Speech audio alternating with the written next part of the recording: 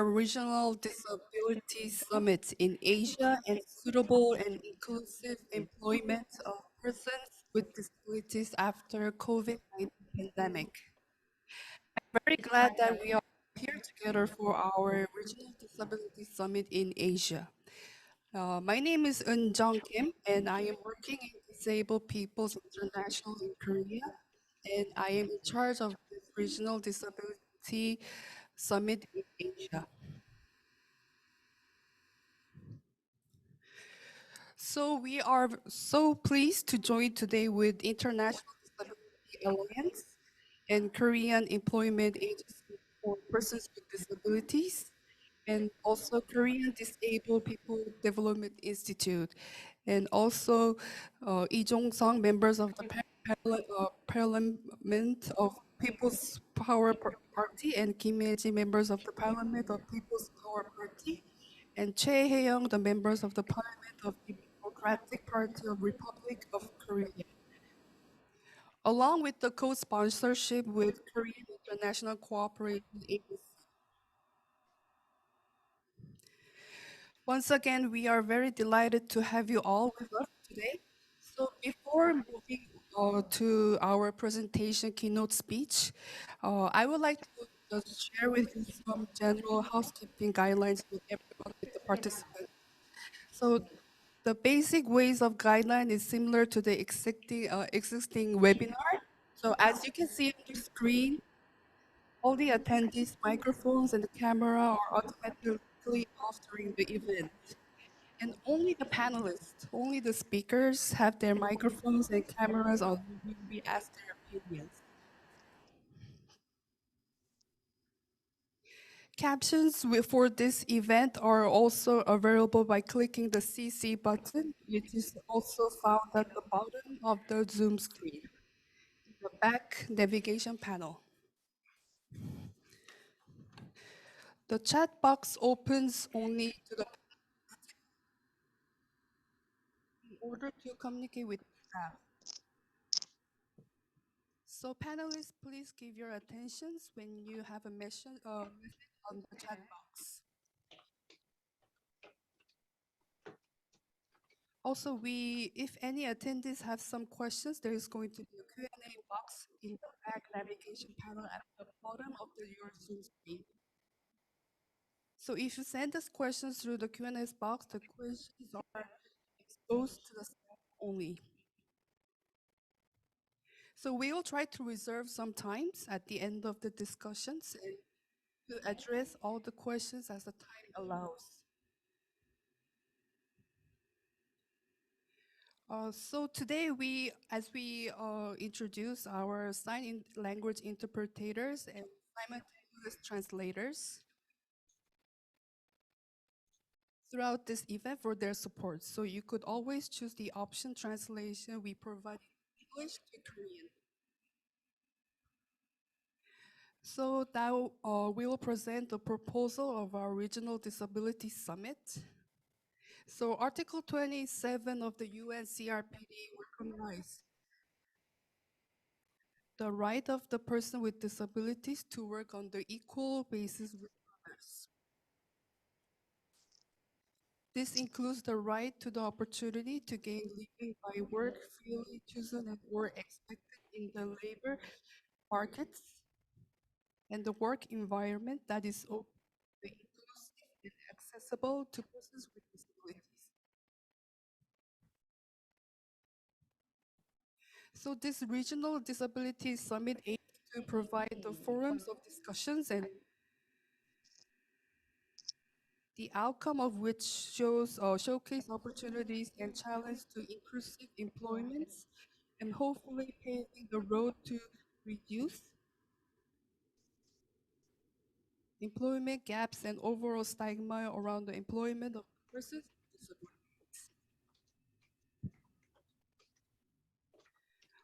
So before we go to the keynote speech, I would like to start with our welcoming remarks of our Asian Regional Disability Summit. First, we have Mr. Yanis, the president of the International Disability Alliance, with us today. is joining us by the Zoom. So, sir, Mr. Yanis? Hello, hello. Can you hear me? Can you see me? Yes, we can see you. Good morning from Athens, Greece. Ladies and gentlemen, distinguished panelists, participants, guests. I am very proud to be here at the very first regional summit for Asia, just a few hours away from the start of the second Global Disability Summit. IDA co-hosted the first Global Disability Summit in 2019 with the governments of the United Kingdom and Kenya, and I am extremely pleased to see the organization I represent so actively involved in the organization of the second Global Disability Summit, which is to be a very successful one. IDA's presence as co-host has been crucial both times to ensure that the voices and perspectives of persons with disabilities are central in the planning and in the design of the summit. For the Global Disability Summit 2022, we have ensured this through extensive national and regional consultations in the months preceding the summit itself, some of which you may have actively participated in. The Global Disability Summit represents a platform to achieve actual change that can impact lives of persons with disabilities, especially in the developing world. It aims to rebalance the disconnect between political commitments that leaders have made over the past 3 years and financial commitments that usually are forgotten and not followed up. Today, I would like to stress the level of importance that the mechanism has achieved and the interest in it around the world. This regional summit, along with the other 4 other summits we have organized for the other regions of the world, the thematic workshop and the almost 100 side events around the summit are a testimony of this success. Between the 2 summits, we witnessed the COVID-19 pandemic, which catastrophically has affected the lives of persons with disabilities and their rights.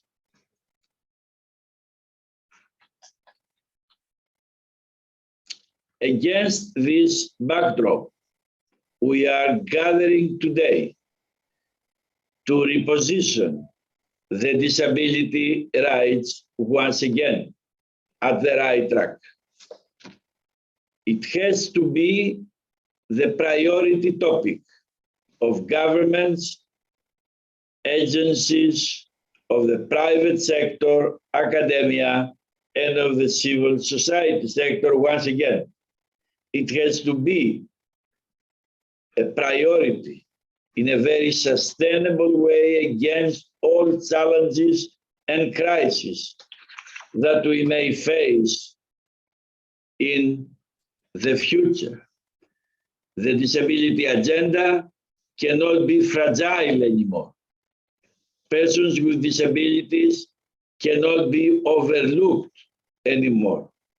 The Global Disability Summit calls on stakeholders to commit to change so that we can make societies more inclusive and focus on areas which have clearly been neglected too long. The Global Disability Summit and the events surrounding it, such as this very important regional summit for Asia, are a great opportunity for all of us to make progress towards a world where everyone is included and can enjoy fully their human rights. I would like to thank you for your attention. I wish you great success.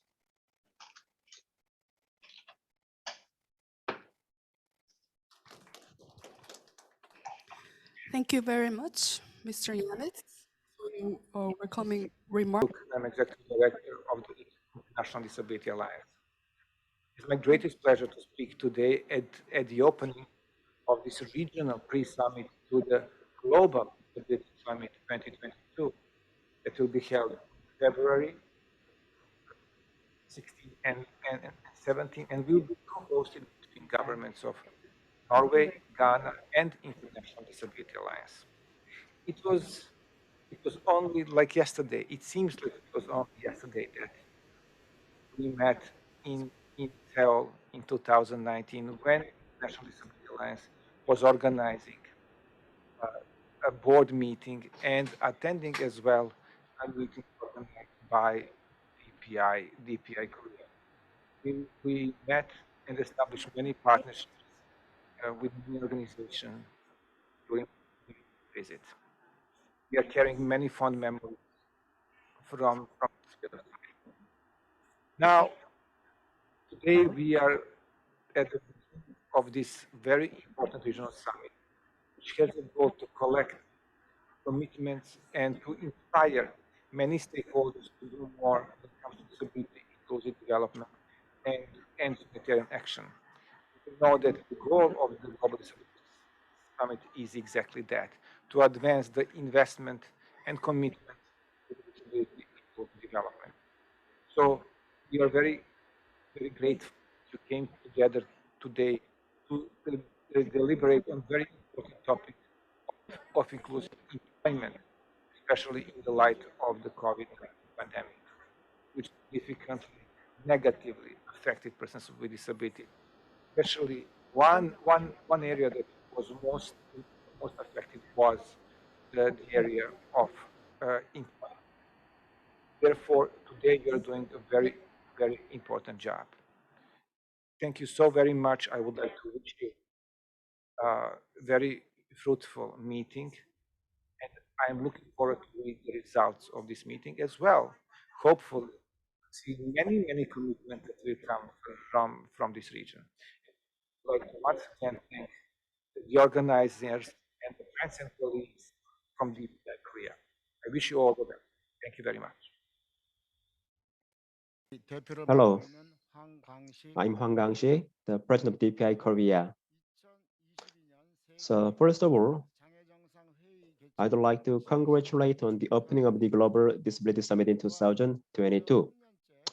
Also, for last 3 years, COVID-19 has threatened the lives of persons with disabilities, but I respect the efforts of the AIDA to improve 1 billion persons with disabilities lives, which account for 50% of the global population. In particular, this Global Disability Summit that will talk the principle no one leave behind, better society, and disability inclusive development after COVID-19 will be the hope of the 1 billion people to the new world.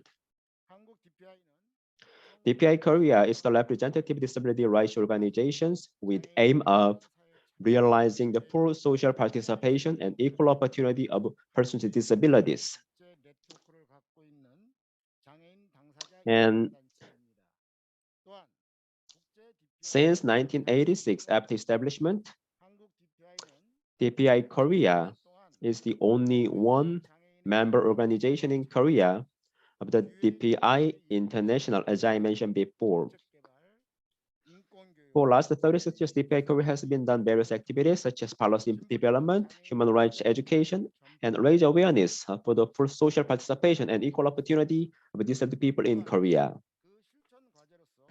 So with these activities, we are trying to spread progressive disability principle and implementation. And also in these activities, DPI Korea had worked as a secretariat by establishing a disability alliance to call for the introduction and ratification of the CRPD. Our activities led to the introduction of the CRPD and the ratification of it in Korea. Also, the activities led to the action plan to create inclusive and barrier-free society for the disabled people in Asia through the Incheon strategy for disability inclusive development goal as the leading country of the third Asia Pacific Disability Decade. Also, we led action to develop an NGO report for the National Report Review by the UN CRPD Committee in 2014. And currently, we are doing various activities such as the research, data collection, and monitoring to make the NGO report for the second and third combined national report. And I hope that this summit will be an opportunity to call for implementation of the CRPD to state parties.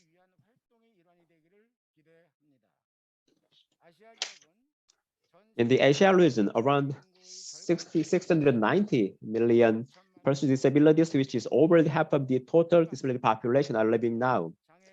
But disabled people in Asia face exclusion and discrimination in employment and underemployment labor market caused by prejudice and barriers. Article 27 of the CRPD, employment in the labor, ensures working rights of the persons with disabilities on equal basis with others and mentions clearly the rights to enjoy the life by selecting jobs in the open, inclusive, and accessible labor market and working condition. These rights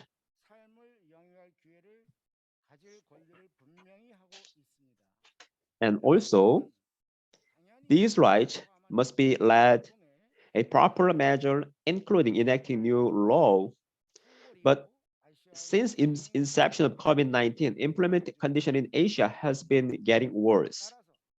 Therefore, in the Disability Summit in Asia, we will share disability employment status and experience to develop disability employment system in Asian countries. With this, as we will develop more detailed ways for inclusive and sustainable disability employment, we are able to propose our opportunities and challenges for the post-COVID era by developing new jobs and work assignments. I would like to thank Executive Director Vladimir Cook of the AIDA who gave this opportunity to DPI Korea for your support to this summit. Also, I would like to deliver my sincere thanks Nomekol Gimeji and the president of the Korea Employment Agency for Disabilities, and also officers from the Ministry of Health and Welfare. And also, many people access to this summit home and abroad. I would like to thank you for your good participation for this summit. Thank you. I am Yeon Min-seok, Director of Bureau of Policy for People with Disabilities at Ministry of Health and Welfare. It's an honor for me to be here today. I would like to congratulate you on the opening of the third Global Disability Summit. And also, I would like to show my appreciation to AIDA's efforts to improve human rights and inclusion of the persons with disabilities. And despite the COVID-19, President of Dpi Korea and staff of Dpi Korea has made efforts to make it happen. And also, I would like to thank Kim Ye-ji, National Assembly member, and also Cho Hang-yeon, President of Korea Employment Agency for Persons with Disabilities, for being here today.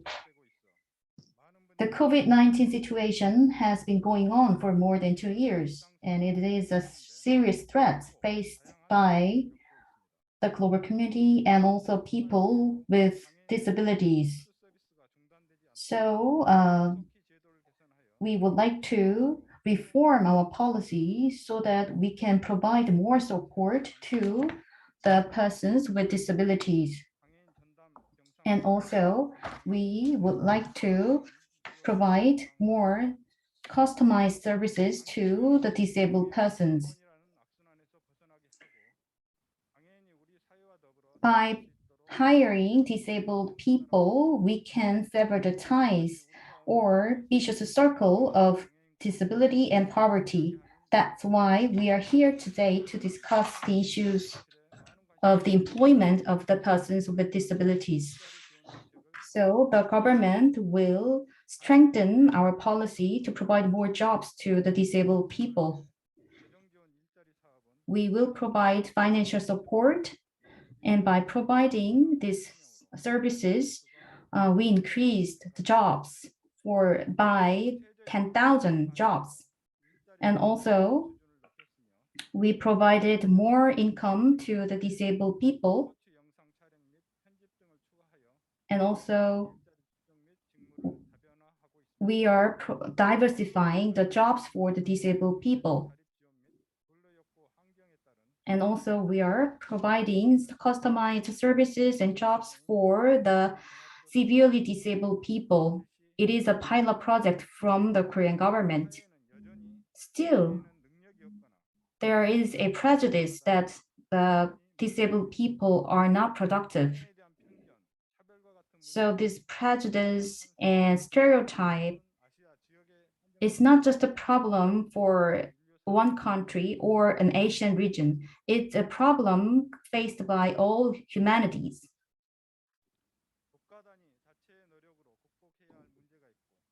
So we have a problem that can be solved by one government, and also a problem that can be solved through the cooperation by the international community. So such an issue should be dealt with by strengthening our network in the global community. So in this summit, we are here together with the disabled people's organizations and international organizations. So this summit will serve as an opportunity to strengthen our solidarity. And we have here a lot of experts and also activists for the disabled people. So I would like to thank you once again for being here today. I hope that we can have a milestone here to provide more equal opportunities for the disabled people here. Thank you. I'm the Choi Hyun, the president of the Korea Employment Agency for Persons with Disabilities. So this is very meaningful event regarding employment of persons with disabilities. And thank you for the support from the Minister of Health and Welfare, and also the President Hwang Kang-soo of the Dpi Korea, and also lawmaker the Kim Ye-ji, and also the President of the AIDA. I really thank you for the support for this event. As you well know, 50% of the global population is persons with disabilities, and over half of them, 690 millions, are living in Asia region. However, most of persons with disabilities living in Asia continent are in difficulties in the social participation by prejudice, the lower wage, and improper treatment caused by a disability.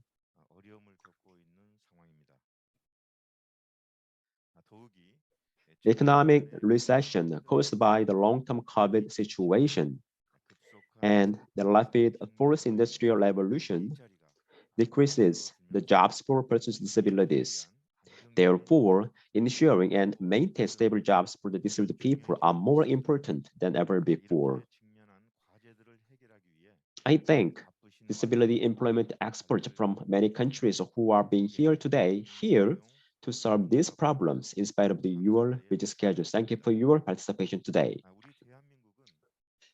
As a leading country of the Incheon strategy, the Korea has made all efforts to enhance the life of the persons with disabilities in Asia Pacific since 2013. And in particular, this year is the year to complete and evaluate the Incheon strategy. From today's event to share experience of disability employment status and system development in Asia, I wish that a more various method will be discussed for sustainable and inclusive disability employment in the future. As a national specialized agency on the implementation of disability employment policy for last 31 years, the KEAP will play an important role to develop and proceed disability policy in Asia Pacific region. Once again, I would like to thank efforts of all staffs who made this wonderful event possible and wish you for the meaningful time. Thank you very much. Thank you. I am Kim Ye-ji, National Assembly member of Korea. I would like to congratulate you on the high-level regional summit for Asia of Global Disability Summit. Despite COVID-19, DPI Korea has made a lot of efforts to make it happen. And also AIDA, I would like to thank you for organizing this event. And Anki Yukista, special advisor to President, and also Chai, Chief Gender Equality and Social Inclusion Section, and Jomi Simpson, and specialists at ILO, and all the speakers. Thank you for being here today. The COVID-19 has dealt havoc on our lives. So instead of smiles, we are wearing our facial masks right now, and also the social distancing has adversely affected our lives. And also it has a huge negative impact on employment of the persons with disabilities. So this is a pandemic which is exacerbating inequalities, and also disabled persons, they are having difficulties in terms of economy, and also they are excluded from the work and employment. It's not just a problem of Korea, and half of disabled people, around 609 million people are living in Asia Pacific region, but due to a lot of barriers, the average employment rate is 28% in Asia Pacific region, and also it is exacerbating inequalities in society. So this high-level international regional summit is a very good opportunity to strengthen or increase employment of the disabled people. And we can discuss policy issues and also legal frameworks. And also we would like to discuss how to provide reasonable accommodations and how to make anti-discriminatory laws and remedies. I hope that this summit will bring a very meaningful outcome for every one of you. And after the COVID-19, I hope that we can have some ideas of sustainable and inclusive employment of persons with disabilities. as a disabled person or a National Assembly member, I would like to listen to your opinions, and also I would like to make my best efforts to revise the laws and regulations so that more employment opportunities will be given to the disabled people. So sustainable and inclusive, accessible employment for disabled people should be guaranteed by CRPD and also legal frameworks. So state parties of CRPD should ratify CRPD, and also we have to enact the law according to CRPD. So realizing the ideas of CRPD, we would like to have meaningful discussion. And also I wish you best luck. Thank you. Thank you very much, Ms. Kim Ye-ji. So now we will move to Ms. Hyuk-sang, the President of Korea Corporation.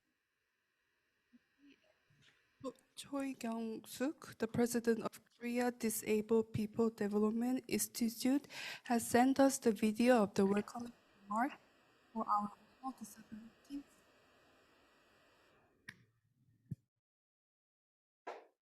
안녕하십니까. 고이카 이사장 Dear ladies and gentlemen, I'm Son Hyuk-sang, the president of the KOICA. First of all, I would like to congratulate you on the opening of the Global Disability Summit, high-level regional summit in Asia, hosted by Dpi Korea and AIDA. It's really meaningful and happy for KOICA to support the high-level, the regional summit in Asia, which is being held as a part of the Global Disability Summit, marking the second time event since the first summit in 2018. The theme of the today's summit is the sustainable and inclusive employment of persons with disabilities after COVID-19. I expect that various practical agendas such as disability inclusive employment, decent jobs, and vocational rehabilitation, etc. will be discussed. As you well know, COVID-19 pandemic that makes marginalized people to be more isolated from the society. For last 3 years, COVID-19 has been tough time to survive for women, children, the refugees, and migrants with disabilities. To tackle the issues of isolation, discrimination, and inequality faced us today through Global Alliance, your experience and wisdoms who are being here today are very important than ever before. The international community highlighted the importance of international cooperation to realize the rights of persons with disabilities in the Article 32 of the UN CRPD. On behalf of Korea, KOICA will make all efforts to enhance the rights of the persons with disabilities in our international development cooperation. Recently, KOICA established the 5-year midterm strategy in the human rights area, and the strategy includes disability inclusive development cooperation, including economic capacity building of disabled people as the main project area.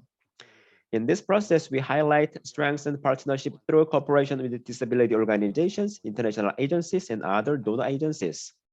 Once again, I thank for all relevant parties who made this summit possible and taking this opportunity. I hope that more strong cooperations and synergy among disability agencies will be implemented. Thank you very much. Good afternoon, ladies and gentlemen. I am Choi Kyung-suk, President of CODI. First of all, I would like to congratulate you on the opening of ASEAN Regional Summit of Global Disability Forum. And also, I would like to thank President Hwang Kwang-shi of Dpi Korea for making efforts to host this summit here in Korea. Also, I would like to thank speakers for sharing your thoughts today. As the pandemic continues, people with disabilities are experiencing more employment inequalities. and vicious circle of poverty than ever before. In particular, a significant number of people with disabilities living in this region continue to be excluded from economic participation. We are gathered here today to discuss inclusive, sustainable ways to improve employment environment of the disabled people. I would like to ask you to provide your opinions so that this summit will become a milestone in ensuring equal opportunity for people with disabilities. Our institute will do its best to secure or realize independence for the disabled people. Once again, I would like to express my deepest gratitude to DPI Korea and speakers. Thank you. It's an honor for me to moderate this summit. And also, I would like to thank DPI Korea for organizing this event. And also, for those who delivered opening remarks and congratulatory remarks and all the speakers, thank you very much. Employment for disabled people is very meaningful. As many people mentioned already, in the planet, the poverty is negatively affecting the disabled people.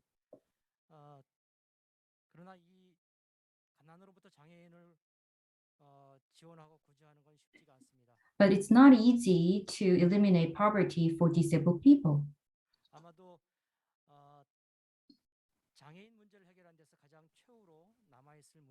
So it will be the last thing that we have to deal with, maybe.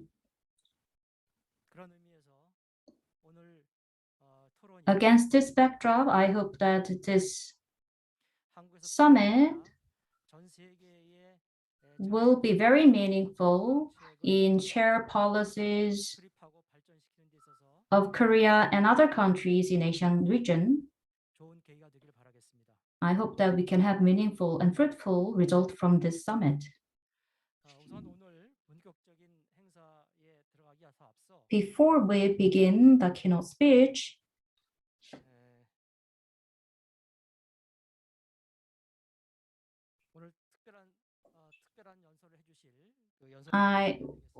we invited a special person.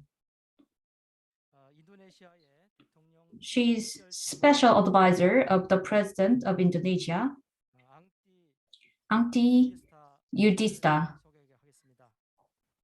I'd like to welcome her. In Indonesia, she is playing a key role in advancing the rights of disabled people. So she will provide meaningful ideas to us.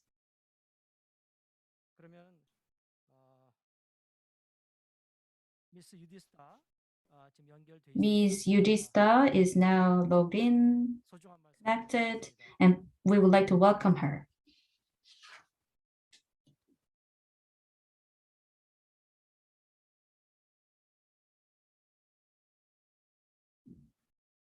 Ms. 유디사 씨, 마이크를 켜주십시오. Thank you, Please Mr. turn on your Moderator. microphone. Yeah, everybody.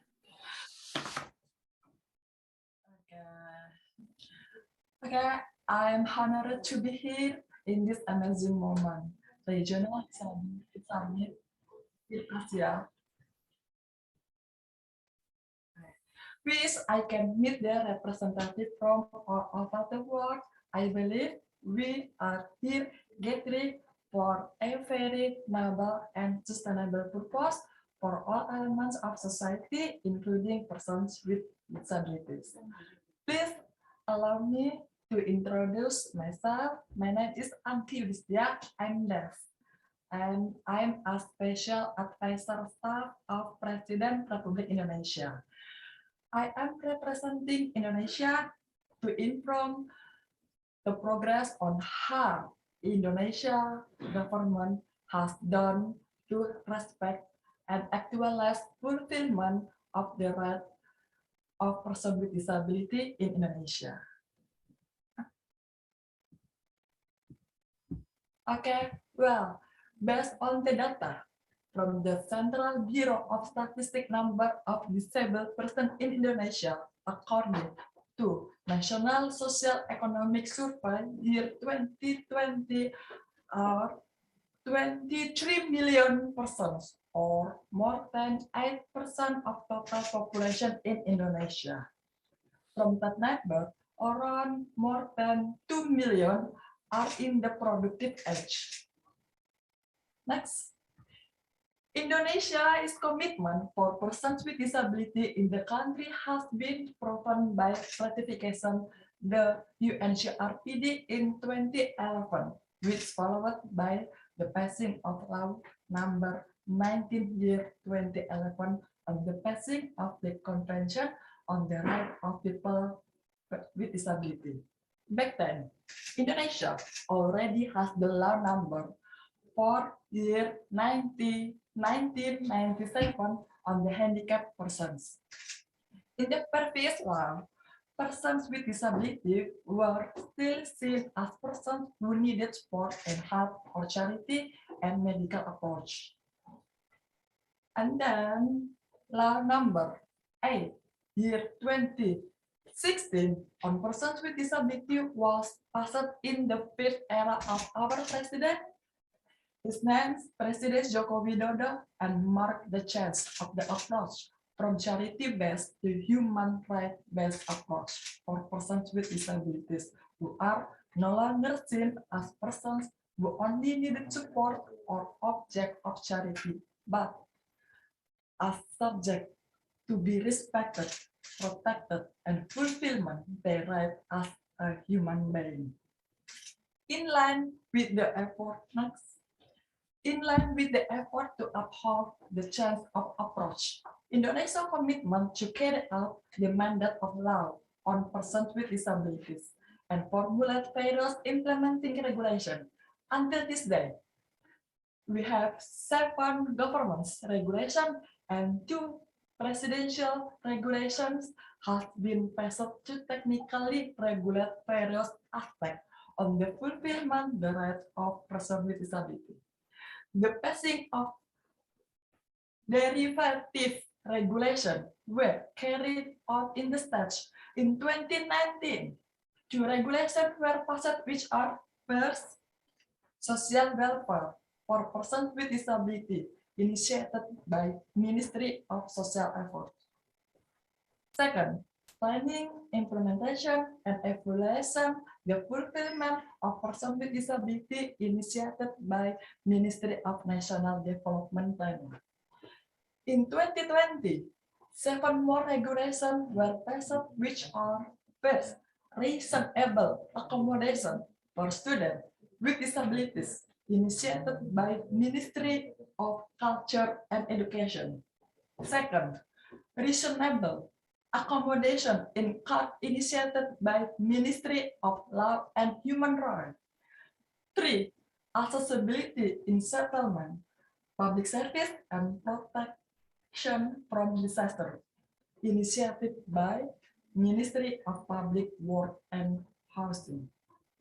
4, rehabilitation and rehabilitation initiated by Ministry of Social Affairs.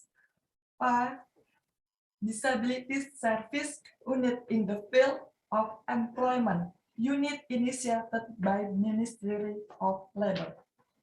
6, terms and procedure for awarding the fulfillment of the rights of persons with disability initiated by Ministry of Social Affairs.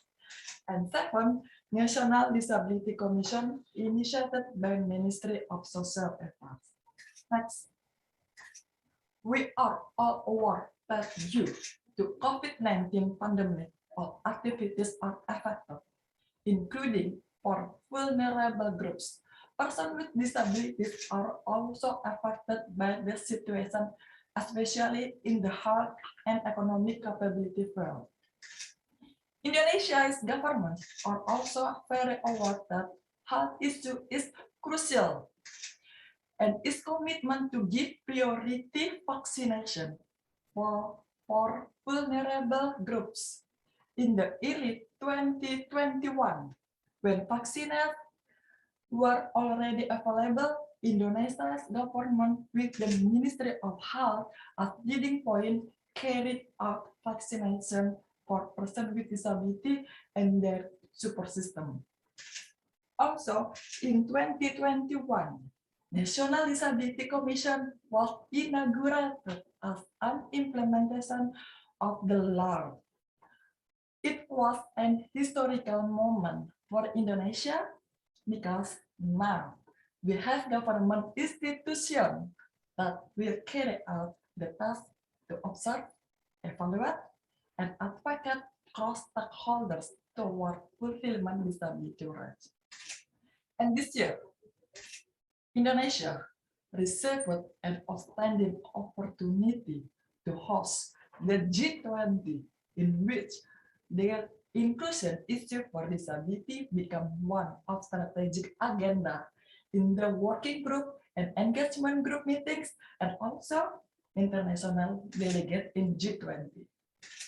In one of the employment working group G20 agenda last January, we have call center with number 143 is the innovation for the public information and communication system that can be associated by persons with disability, mainly for getting various information on the government and private sector programs, and also as the data integrator.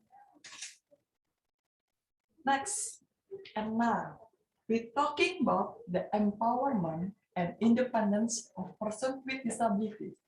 One of the fundamental things is how to make persons with disabilities economically independent.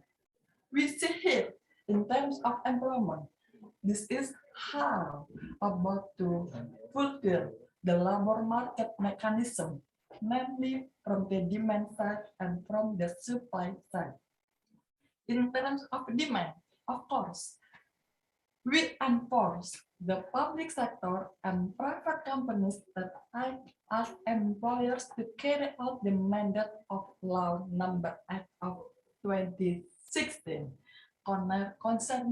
concerning persons with disability, namely, first, 2% employment quota in public sectors and 1% employment quota in private sectors. Second, ensure employment insurance so that employers of persons with disability can protect it with a social safety net. Three, in terms of stimulation of entrepreneurship, disability inclusive capital support has also been provided of Ministry of Small and Medium Enterprise and disability specific capital support program coordinator by Ministry of Social Affairs. In terms of stimulation for entrepreneurship, disability inclusive capital support has also been provided for small and medium enterprise and disability specific capital support. First, we have development of disability inclusive skill, namely developing the pre-employment card program and piloting an inclusive training center. Second, vocational rehabilitation, namely developing a return to work program that guarantees persons with disability to get work placement after a work accident that caused a disability condition. Three, develop job placement service in the form of disability service unit in the field of employment in each region to bring together employer, prospective worker with disability, and other parties. Next, our President Joko Widodo, as directed on his speech on the 76th United Nations General Assembly, that inclusion is the main priority in Indonesia governance. In 2022, Indonesia G20 presidency with the theme Recovery Together, Recovery Stranger. Indonesia encouraged all countries to collaborate among major developed countries, emerging countries, high-income countries to medium and low-income countries from north to south throughout the world to empower the vulnerable group as main priority. Well, this is Indonesia's strong commitment to prove that no one is left behind. No one is left behind. It's our ability to realize and involve persons with disabilities for inclusivity. Inclusivity for persons of disability is a top priority for the Indonesian leadership and governmental bodies. President Joko Widodo emphasized the responsibility and strengthening of solidarity in the protection of persons with disability as a human rights-based paradigm. We aim to continuously improve equality, opportunity, and accessibility for persons with disabilities, ensuring access to education, access to health, and access to employment for the persons with disabilities, and build accessible infrastructure to create a better environment for people with disabilities. We have signed this governing regulation in 2019. There are governing regulations concerning the implementation of social welfare for persons with disabilities and government regulations concerning the planning, implementation, and evaluation of respect, protection, and fulfillment of the right of persons with disabilities. In 2020, there are 4 presidential regulations that I have signed, namely the Presidential Regulation on Proper Accommodation for Students with Disabilities, the Presidential Regulation on Proper Accommodation in Judicial Process, the Presidential Regulation on Accessibility to Housing, Public Service, and Protection from Disaster from Persons with Disabilities, and the Presidential Regulation on Employment Stability Service Units. In addition, I have also signed 2 presidential regulations, namely the Presidential Regulation concerning the requirement and procedure for awarding the fulfillment of the right of persons with disabilities, and the Presidential Decree number 68 of 2020 concerning the National Commission for Disability.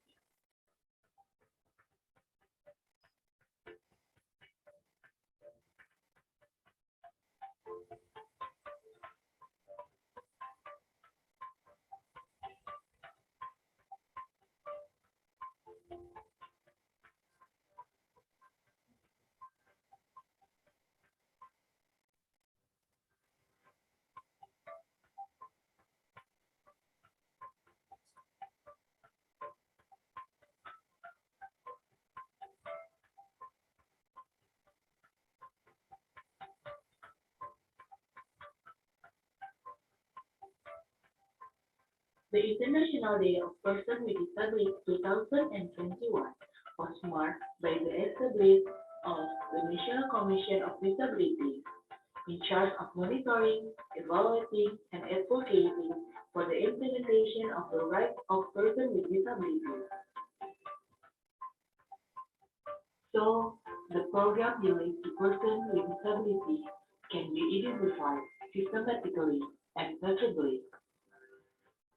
Commitment and service to disability is the mission of the progress of a nation, civilization, and growth. Indonesia, as a big nation, must continue to improve its civilization.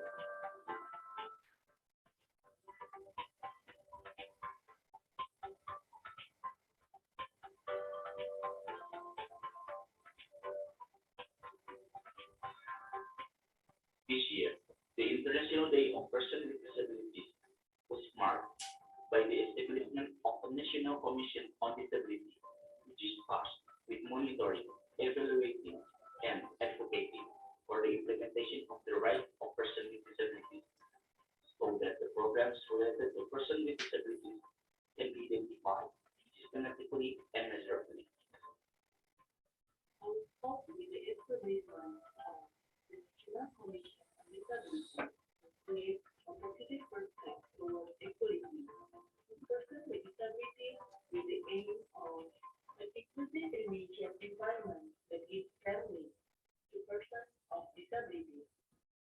People with disabilities have the same faith and opportunities to contribute to the development of the Indonesia as a nation.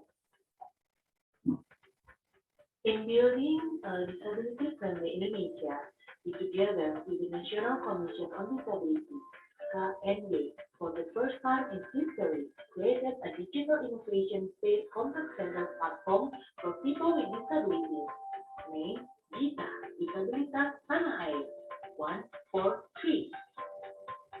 Dita 143 is the result of government synergy to realize access to information and communication in the form of information on employment, health, education, and all problems of persons with disabilities.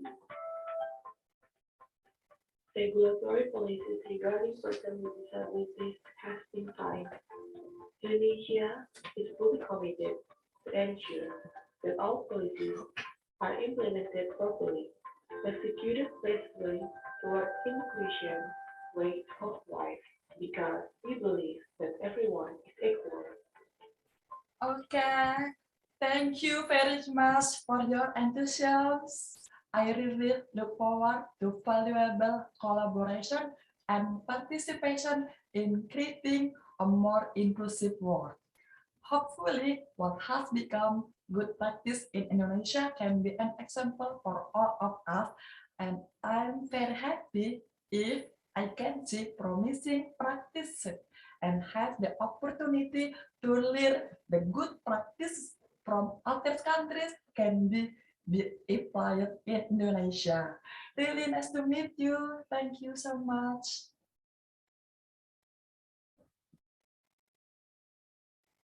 네, 감사합니다. Thank you very much. Yudhista, Special Advisor of the President of Indonesia. She talked about the policies in Indonesia for the disabled people. In 2020, National Committee on Disability has been launched, and congratulate you on that. And Indonesia is making efforts to mainstream the disabled people in the policies, and also presidential regulations has been signed to enhance employment for the disabled people. It's very excited to hear the news. And among the developing countries, Indonesia is one of the most active countries in developing the policies for the disabled people. I hope that we can have more fruitful results. Once again, Ms. Yudhista, thank you very much. Next, we have two presentations. First speaker is from ASCAP, Choi, Chief Gender Equality and Social Inclusion Section. And the second speaker is Johnny Simpson, Senior Specialist in ILO. The two presentations will focus on the status of employment of persons with disabilities in Asia-Pacific region. Now, I would like to invite Ms. Choi, Chief Gender Equality and Social Inclusion Section at UNASCA, so that she can talk about the status of employment of persons with disabilities. I have special connection with her. From 2012 and until 2018, I worked with her at UNASCA. She has guided me a lot, and she was a supervisor or boss for me. It's an honor for me to meet you here at this summit. And I would like to invite Ms. Choi, please. Thank you, Dong-ho, for your introduction. 네, 감사합니다. Good afternoon, distinguished participants. On behalf of UN ASCAP, let me first congratulate the organizers in convening this important regional disability summit. It's indeed very timely for us to gather here in the context of the Global Disability Summit. And I'm very delighted to make a presentation on the shaping of disability inclusive employment in Asia and the Pacific. As you know, promoting productive employment of persons with disabilities is a regional and global mandate, as reflected in the first goal of the In-Chang strategy to make the right real for persons with disabilities in Asia and the Pacific. In-Chang strategy was adopted by all Asia Pacific countries in 2012. That was about almost 10 years ago. And also employment was of a person with disabilities was specifically highlighted on the target 8.5 of SDG Goal 8 on decent work. In this context, SCAP dedicated its latest issue of Disability at a Glance to this important topic. The publication was released on 3rd December 2021 and is available for download on the SCAP website. Building on our research, in this presentation, I will cover an overview of the employment situation concerning PWD in Asia and the Pacific, changes in the world of work, key strategies and promising practices, as well as recommendations for action. Now let's take a look at employment status of persons with disabilities in this region. There are 472 million persons of working age who live with some forms of disabilities in Asia and the Pacific. Persons with disabilities are much less likely to be employed. Only 28% are employed, compared to 51% of persons without disabilities. Women with disabilities are even less likely to be employed. Only 19% of them are employed, compared to 36% of men with disabilities. Many persons with disabilities are not even in the labor force. Only 31% are in the labor force, meaning they are either working or looking for a job. So about 70% of persons with disabilities are not even looking for a job. And 27% of youth with disabilities aged between 15 to 24 are neither in school nor employed. When employed, 73% are self-employed and 80% are in informal employment, which means lack of job and income security and limited labor and social protection. Disability gap in employment rate varies by type of functional disability difficulties. Persons with self-care difficulty are the least likely to be employed, followed by those with communication, motor, and cognitive difficulties. And those with hearing and seeing difficulties are relatively more likely to get a job. Now, I also want to highlight disability data gaps. Important to note that our knowledge about the situation of employment of persons with disabilities is limited by the large data gaps. Many countries in the region still fail to capture persons with disabilities in statistics related to labor, education, and social protection. When such data are collected, comparability and quality of data remain a big challenge due to differences in definition of disability and data collection methodologies, and the overall lack of institutional and technical capacity to collect and analyze disability-related data. Let's take a look at changes in the world of work, including both challenges and opportunities. Both challenges and opportunities are presented by recent changes in the world of work for the employment of persons with disabilities. For example, technological transformation are leading to the displacement of low-skilled jobs, including those occupied by many workers with disabilities. But they also provide more telework, e-commerce, and distance learning options, which could benefit persons with disabilities. Gig economy is an increasingly significant portion of the region's economic growth. The nature of gig works, especially digital gig works, could pose less discriminatory barriers to workers with disabilities and provide better flexibility in terms of time and location and lower overhead costs. But gig works remain unregulated in many countries and usually provide less job security, labor and social protection. And COVID-19 lockdowns and economic fallouts have more negative impacts on persons with disabilities, given their already vulnerable situations in the labor market. But we also see opportunities to make labor policies and social protection programs more inclusive as governments strive to build a better resilience of the people and the economy. Let's review some key strategies and good practices. Given all these challenges, how do we conquer them?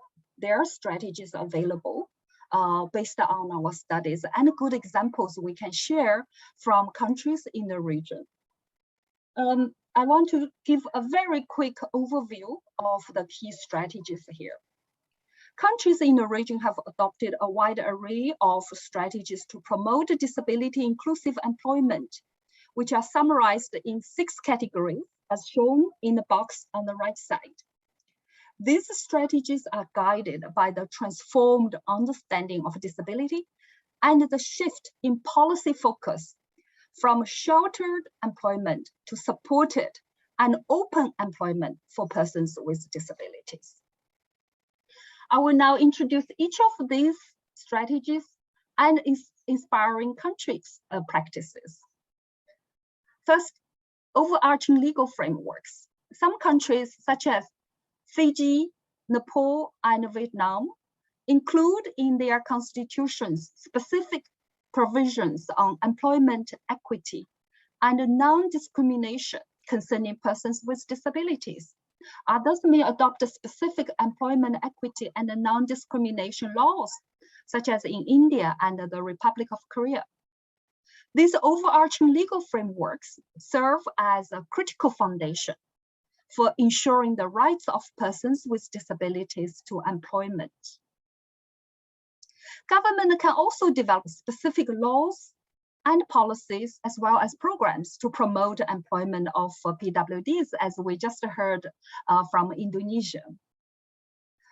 Specific policies or programs can cover the following. For example, quota schemes are adopted in many countries like Japan and ROK, Republic of Korea, which usually requires 1 to 5% of jobs in a company to be filled by persons with disabilities. In some countries, penalties are imposed when employers fail to meet the quota obligations.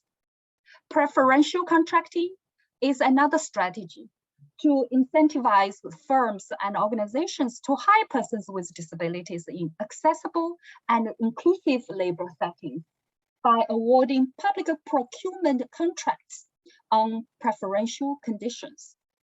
A few countries in the region, including Australia, New Zealand, Japan, and China, have introduced this strategy. Some countries like Malaysia and Thailand have introduced job retention and the return to work provisions, which aim to support workers who who got a disability while in employment, so that they can return to their original or new jobs after rehabilitation. Social protection can either support or disincentivize persons with disabilities to work. Some countries like Georgia, Australia, and New Zealand detached the incapacity to work requirement from disability benefits and provide a social protection benefits to cover extra costs for workers with disabilities, which are excellent examples. Financial support to reduce costs of employment for both workers with disabilities and their employers, such as for workers to purchase accessible or adaptive work devices, as in the case of Australia, and wage subsidies to employers who hire a certain proportion of workers with disabilities, such as in Singapore.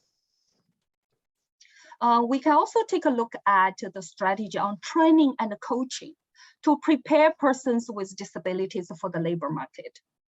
Technical vocational education and training, in acronym TVET, remains inaccessible to persons with disabilities in many countries. The average participation rate is very low at 3.4%.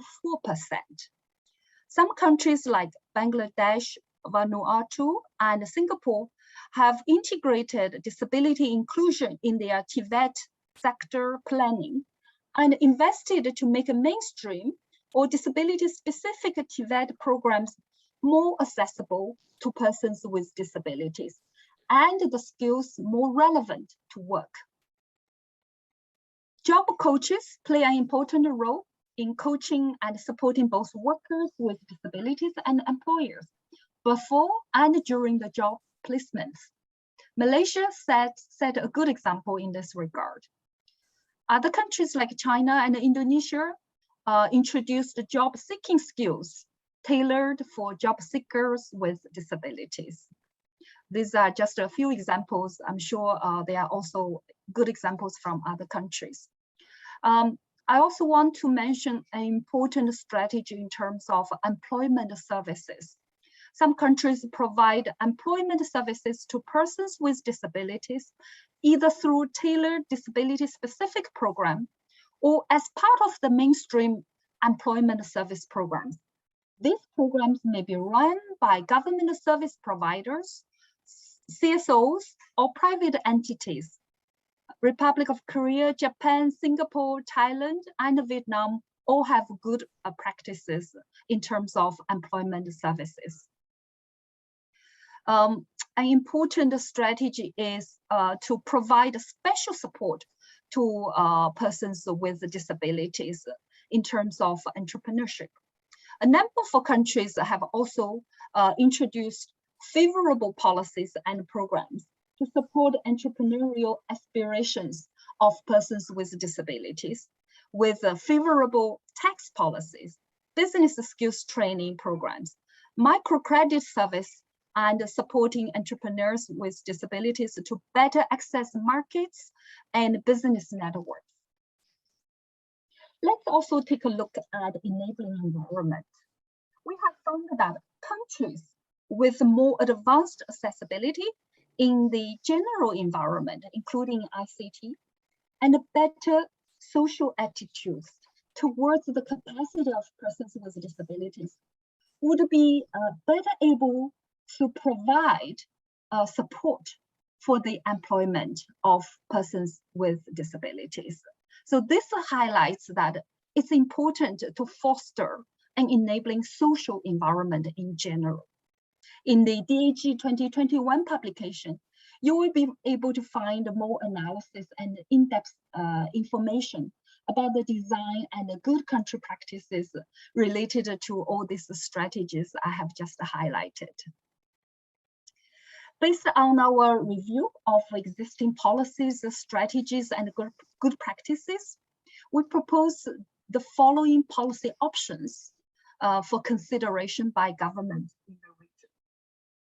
First, strengthen rights-based legal framework and sectoral laws, just like the one introduced above, to outlaw discrimination against the workers with disabilities and promote productive employment and decent work for them. Second, reform the mainstream TVET and employment and entrepreneurship service programs to ensure they are accessible and inclusive to learners with disabilities and relevant to the labor market.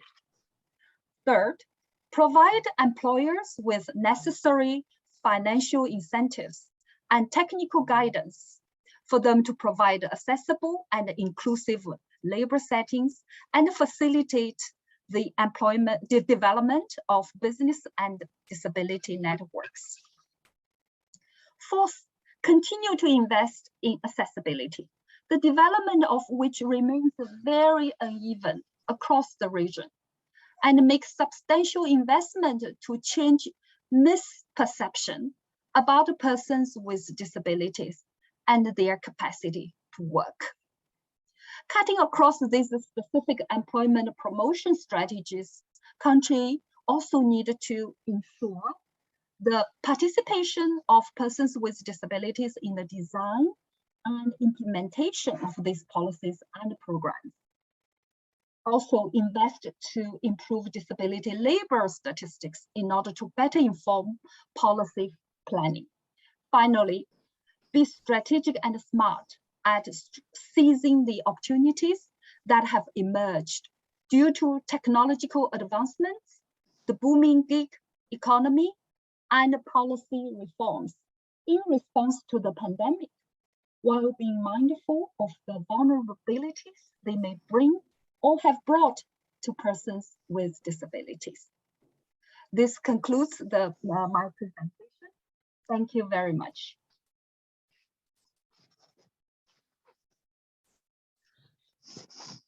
네, 감사합니다. So thank you. So thank you, the Choi from the ASCAP for your presentations.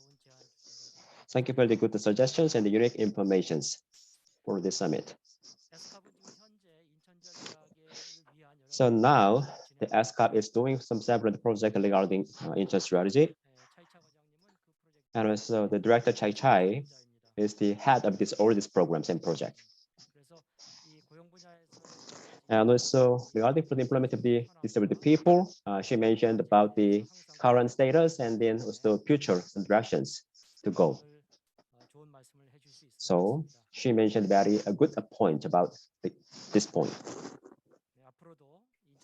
And also, I wish you all the great efforts to implement Incheon strategy from now on more. Once again, thank you for the good presentation. Thank you. So next, I'd like to invite the second keynote speaker. So senior specialist in gender equality and non-discrimination, ILO in Asia Pacific, Johnny Simpson. If you're ready, so please, the floor is yours. Thank you very much, moderator. Good morning, good afternoon, good evening, everyone. It's really a pleasure to be here. Thanks to Dpi Korea for extending this invitation to the ILO. As you may or may not know, the International Labor Organization, the ILO, is the United Nations agency that brings together governments, employers, and workers to promote decent work for all. And we are also the standard-setting organization in the world of work, working to uphold rights at work and full and productive employment for all. So I'm going to start my presentation from here. I hope that the bandwidth is going to cooperate with me. I'm going to speak a few minutes on the context, but I think that colleague Choi from ESCAP has given an excellent overview of the situation. So I might go quite quickly through a couple of slides and then move on to I'd say two key areas that I wanted to give a little bit more detail into, and where we see momentum for very practical implementation of policies and opportunities for inclusion of persons with disabilities in full and productive employment. So I'll stop my camera now, and I'm going to share my screen. If you'll bear with me 1 second.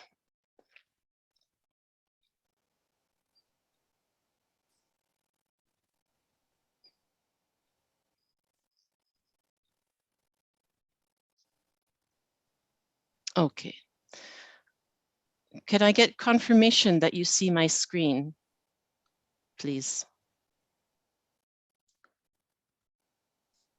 Yes, we can see your screen. Okay, thank you so much. This is the challenge of doing these kinds of presentations. So just very quickly, persons with disabilities much less likely to be employed than persons without disabilities. We've heard statistics on this. Women with disabilities, always important to mention this very important area of intersecting boundaries and discrimination that happens for persons with disabilities based on disability, based on gender, based on ethnicity. So we heard the statistics already from Choi, and higher rates of unemployment across the region, persons with disabilities more likely to be in informal forms of employment with little or no social safety nets. And if employed, persons with disabilities are less likely to be in paid jobs and more likely to be found, for example, in self-employment or as family workers and not getting pay. And I'd also like to raise that persons with disabilities and the data that is emerging as well, both in the world of work and online, is showing that persons with disabilities have a greater risk to being subject and a victim of violence and harassment at work. And I could share some a nice brief that talks about this in the chat once I've finished the presentation. So quickly then, persons with disabilities are almost 2/3 working age outside of the labor force, and also having higher rates of inactivity.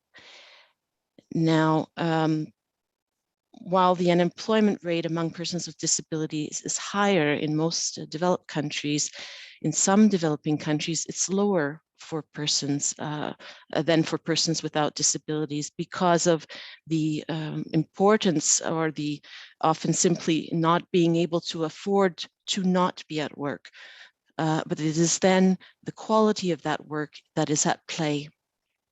And many of the other speakers have brought up the importance of the impacts of COVID during these times that have really disproportionately affected those most marginalized. And the message of leaving no one behind has been mentioned several times, and we really do need to focus more and more on the implementation of this principle and making sure that all of those persons with disabilities are able to benefit from, for example, social protection floors in developing countries, which has been such an important measure during COVID, among others.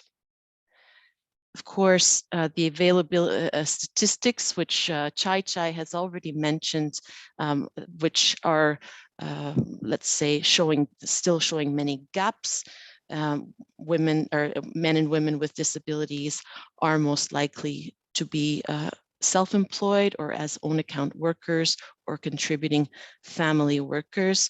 And this is really a sign of a lack of opportunities to find paid employment. Making work pay, therefore, is a challenge for persons with disabilities. And another compounding factor, of course, is that persons with disabilities face higher barriers to education than the general population. And this starts at a very early age for many, and then is unfortunately carried through the career path. Okay. Quickly on legal frameworks governing employment. At least 15 countries in the Asia Pacific have adopted disability-related employment equity or non-discrimination laws. Then private sector employers are required to fulfill quota obligations in 12 Asian countries, and ranging between 1% and 5% of the workforce.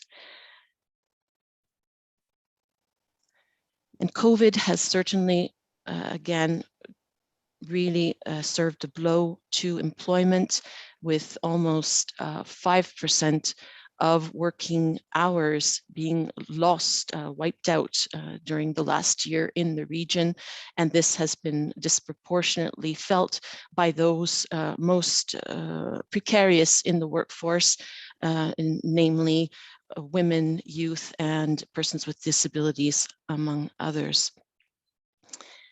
And ensuring the rights of informal economy workers, where many persons with disabilities work, is even more challenging during COVID-19.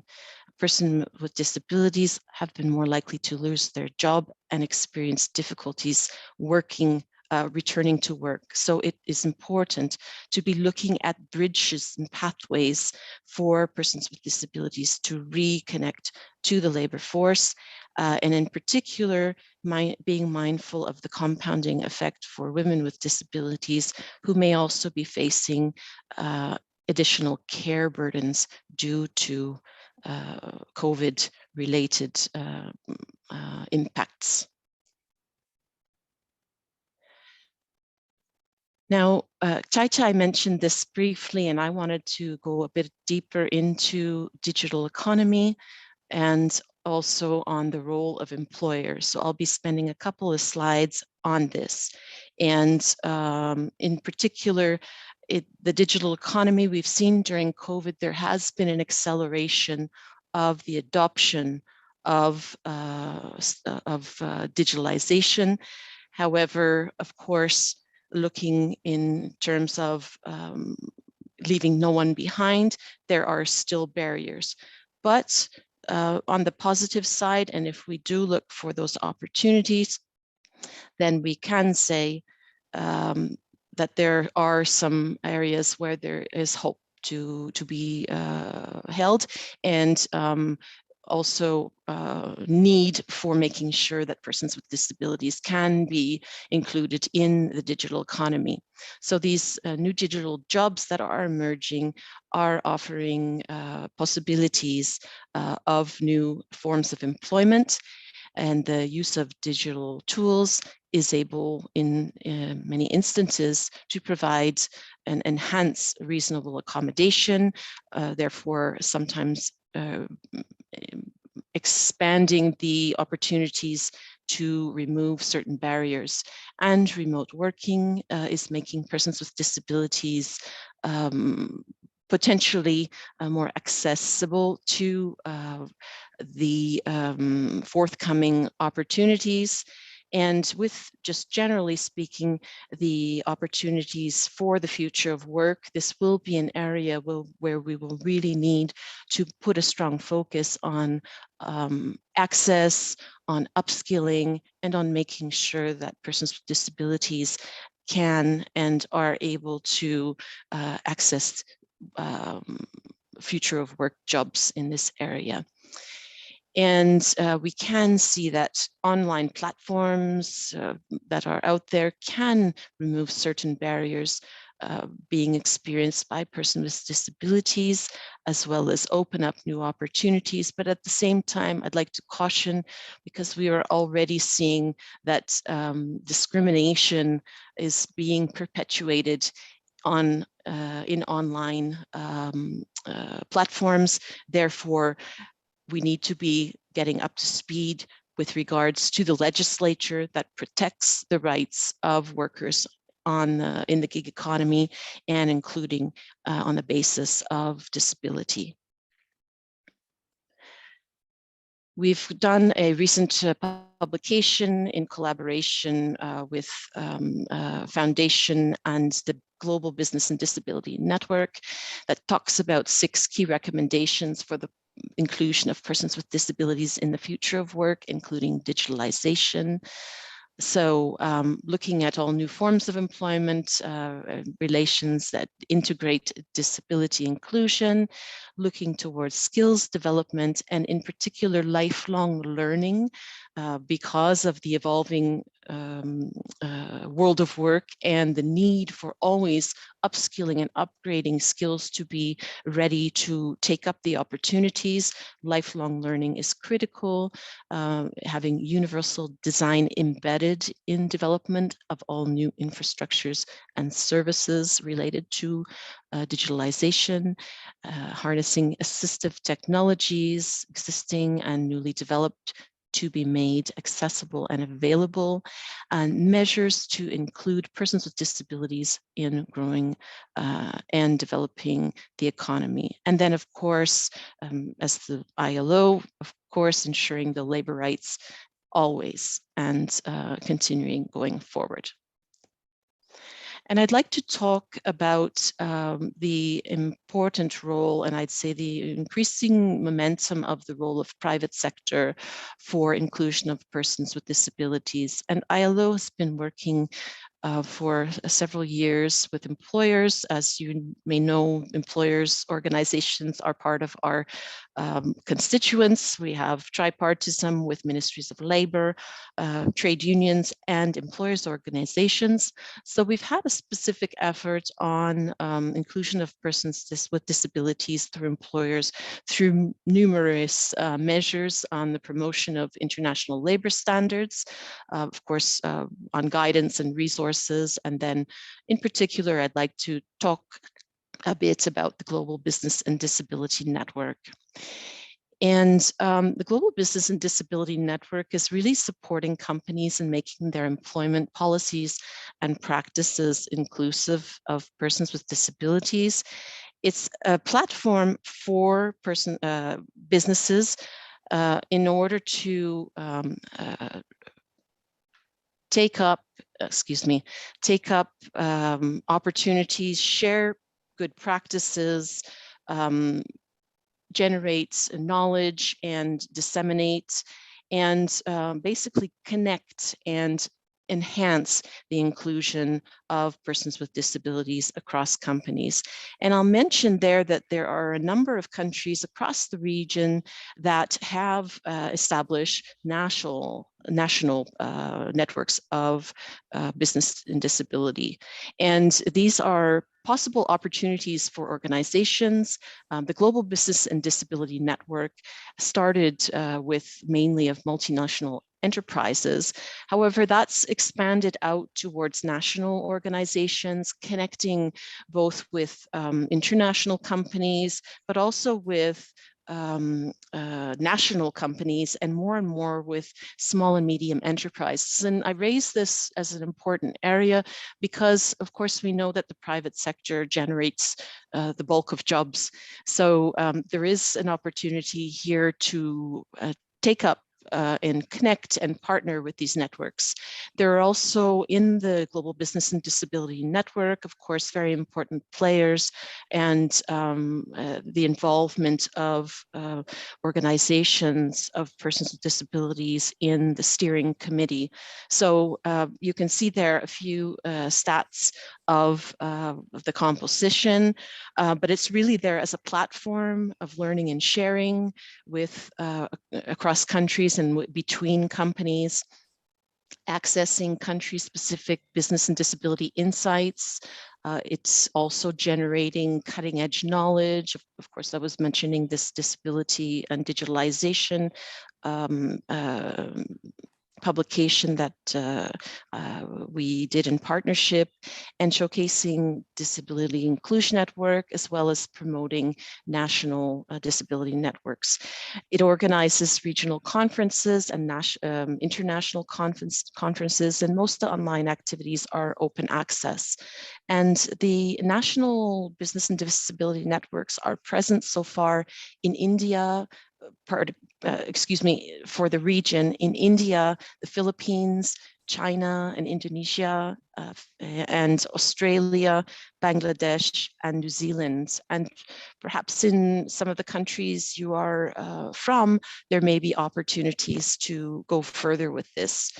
And the GBDN, the Global Business and Disability Platform, provides country-specific profiles for companies on disability. So highlighting the relevant legislation, including, for example, quota systems or relevant organizations of persons with disabilities that they can reach out to for supports, as well as other national networks and the local presence of companies in the network. So I raise this because of the importance and the growing momentum and interest from the private sector to include persons with disabilities in their workforce. And we really need to leverage further this momentum, and who better to promote this, of course, along with organizations of persons with disabilities, but businesses tend to listen to other businesses. So this is a positive feature, I think a promising practice of the promotion of inclusion of persons with disabilities in full and productive employment. And I'd like to stop there. If there are any questions coming forward, I'd certainly be very happy to engage. And thank you very much for your attention, and looking forward to the discussion. Thank you.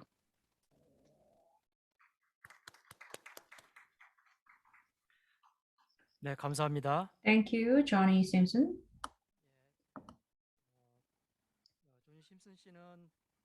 Ms. Johnny Simpson, she mentioned the presentation of Chai Chai, data from Chai Chai, and also Johnny Simpson shows the serious problems in terms of the employment of the disabled people. And also, two speakers commonly emphasize that although we are faced with a crisis, but it might bring us the opportunities, new opportunities in terms of the employment of the disabled people. Although we have a lot of challenges, and we might turn this crisis into a new opportunity to promote employment of the disabled people in this region. Although we have a lot of work to do, and we need a lot of preparation, and we need to train specialists and experts. And as you mentioned, we need also active participation from disabled people's organizations. Fortunately, we have solidarity among businesses and also disabled people's organizations and activists, so we can learn good practices with each other. Thank you. Your presentations once again. And next, we would like to have expert presentations.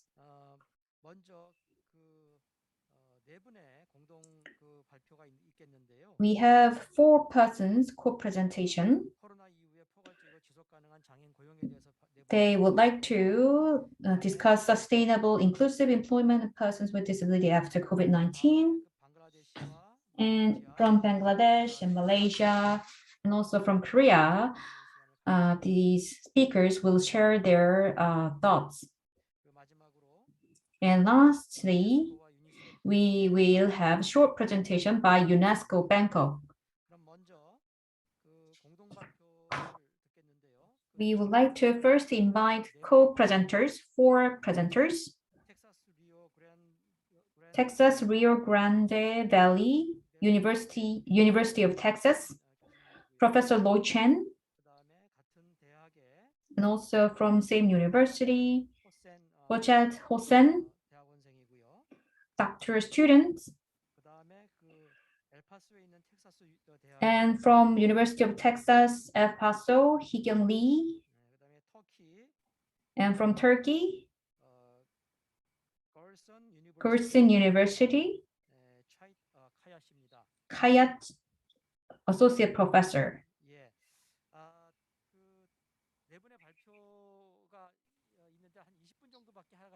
We only have 20 minutes for you. So for each of you, 5 minutes will be given. Because we have more speakers waiting for their order. So it's like 3 a.m. in Texas. You will be very tired. It's late night. So I would like to thank you for being here. Roy Chen, Professor Roy Chen, please.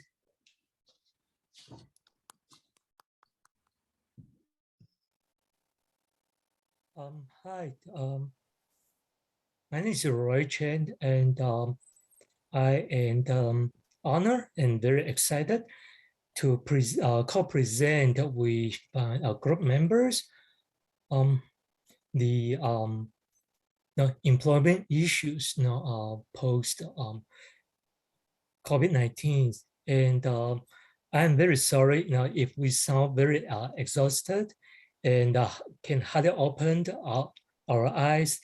It's 3 a.m. In the morning in the United States. We decided to use a panel discussion format to share our information with the audience, and we will cover 4 countries: Taiwan, Bangladesh, the United States, and Turkey. And my colleagues, would you please switch on the video cameras so the audience can see you and see us?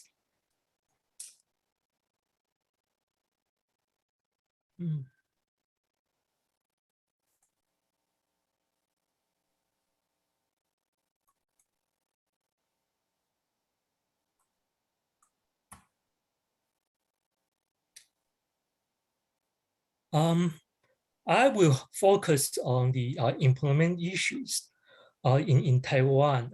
And first of all, I need to declare that Taiwan is not part of China, and the geographical location region is in the East Asia, and the population is about 23 million, and the number of people with disabilities is about 1.1 million as of 2021. And the GDP now it's about 759 billion, and it ranked 21st in the world, and per capita is 29, is ranked 29 in the world. And it's about 32,000 US per person, which is higher than many Eastern European countries. And the economy of Taiwan is very diverse. Now, the northern Taiwan is the capital and financial center, whereas the East Coast part is less developed when compared to other parts of Taiwan. And Taiwan was one of the first Asian countries to adopt disability laws, which they model after the ADA, the Americans with Disabilities Act in 1990. And in subsequent years, the legislature bodies, they introduced several disability laws and employment laws to protect the employment right of individuals and persons with disabilities. And they have this Article 38, which requires a mandatory employment of quota In other words, per 100 employees, the companies must hire at least one person with disabilities.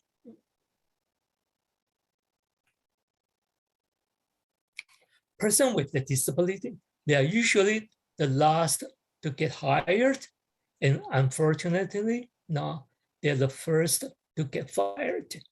And the pre-COVID-19 workforce participation rate is about 26.5%, which is quite comparable to the United States and other developed and advanced nations. Demand side in employment approach. Just now I was listening to other presenters, strategists, and I always wonder, hey, yes, we want to improve the employment for people with disabilities, but very few individuals with disabilities, they have the capital and the knowledge to participate or to open their small businesses. And I have 10 years of experience and background in commercial and corporate lending and banking. So I've seen so many failures in the small businesses. And in the United States, 1 in 3 small business will fail in the first year. And after 5 years, the percentage of small business that survive is very, very low. So I think, oftentimes these so-called experts or elite, they are not in the ground. Yes, they have good intentions, but they don't really see the barriers and challenges that individuals with disabilities faced. And so the demand side, employment approach is that, we want to know what employers want from us, from persons with disabilities.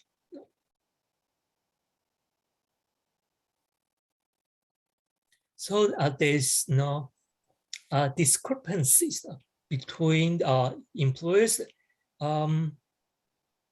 willingness to hire and their actual hiring practices. So some of the reasons they hire individuals with disabilities, from the personal experience, perhaps they have relatives or family members with disabilities, and some individuals, business owners, they have hired employees with a disability, and they were quite satisfied, pleased with their performance.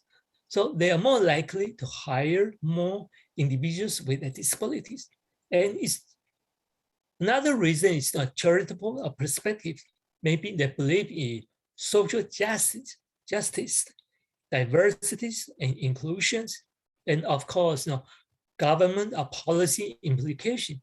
So in Taiwan, it's mandatory for private companies to hire individuals with a disability. Otherwise, they will face fines and economic concerns. Well, with a labor shortage, so why not give it a chance to hire people with disabilities?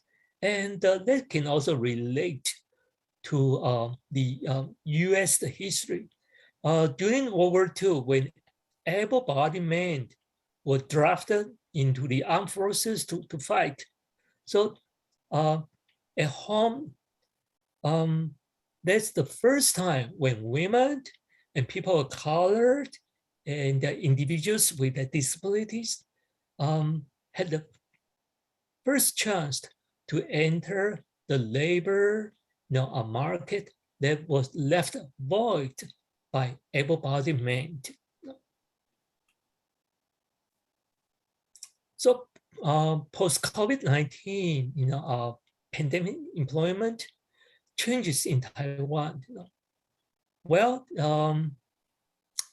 employees, they ask for more flexible working options, maybe hybrid working environments. And employees, they may want work from home at least a few days a day. And this reminds me that there are people who say, hey, why don't we teach people with a disability to learn to code or to be computer programmers? Is this feasible? That's not always true, right? No. They may, we know traditionally, people with the disabilities, they lack access to educations. When they lack educational training and work experience, it's very difficult for them to go into like digital business or and work.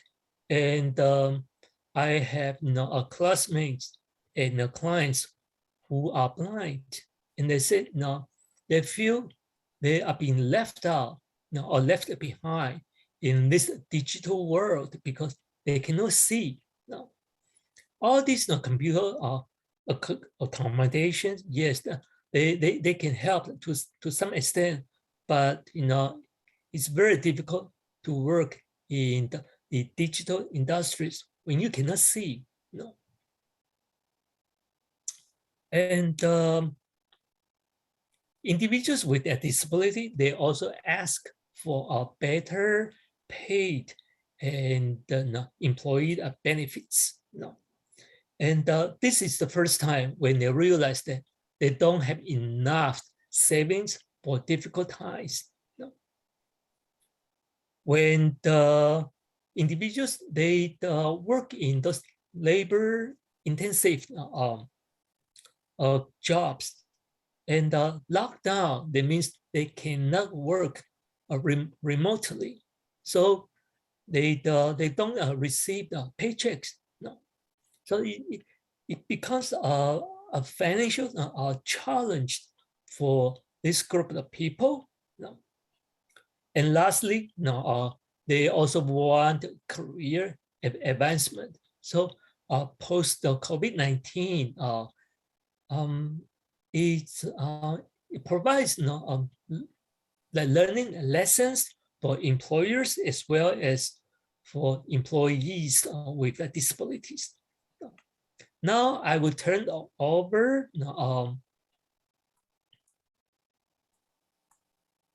to my colleagues, Mozadek Hossein. He will present on Bangladesh. Mozadek?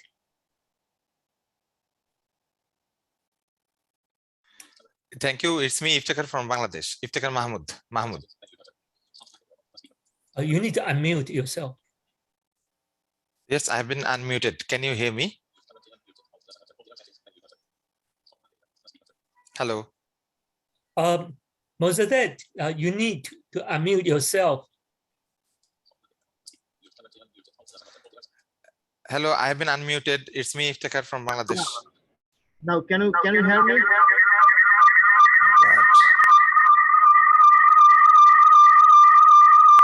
Would you mind turn off your mic? Yes, thank you. Hussein? Okay. Yes, can you hear me?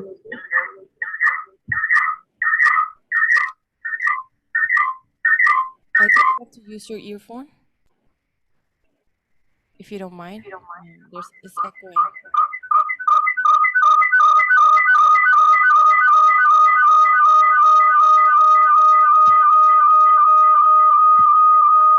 Okay, it seems that we have some technical problems. Please, do you mute your phone? Actually, I think there is a phone and a laptop or other two devices is on your side, please. No, my phone is off. My phone is off. Is it okay? We start with Hee-Kyung Lee and while fixing the problem.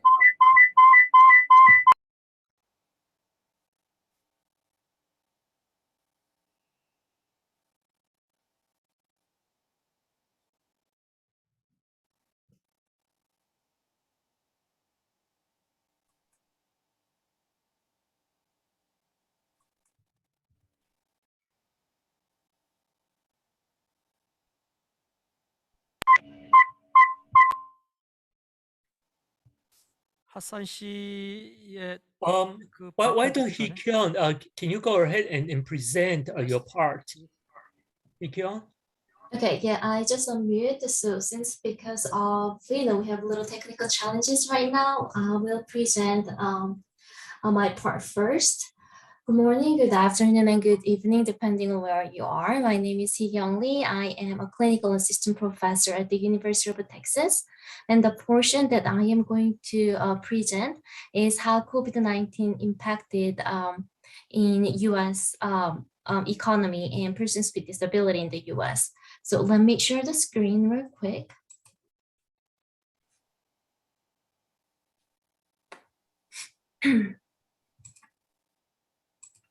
And I am going to make this as presentation view. All right, do you guys see my screen here? Yes. All right, so let me briefly talk about the US. So according to the recent CDC data, the disability population in the US is about 61 million. Considering the total US population is over 300 million, about like 20% of population in the US do have disability.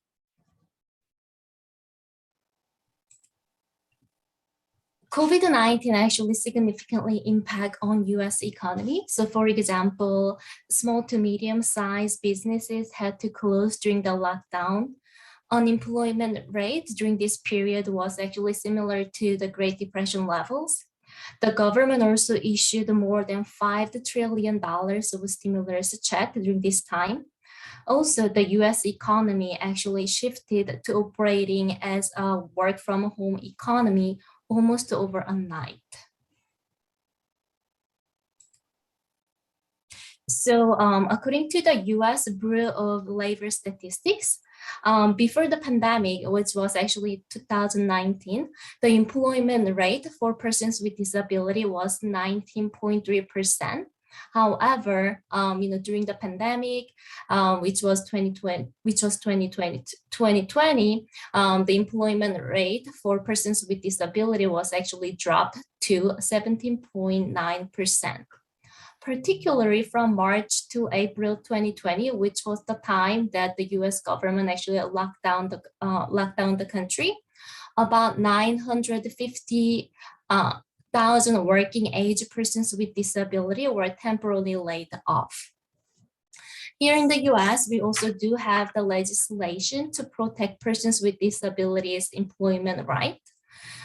Equal employment opportunity, we call it EOE.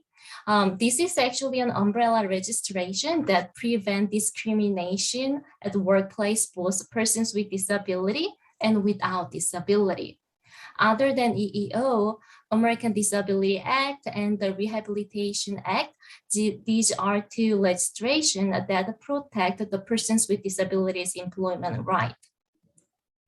During the pandemic, during the COVID-19, the EEO continued to apply to protect employment right for persons with disability.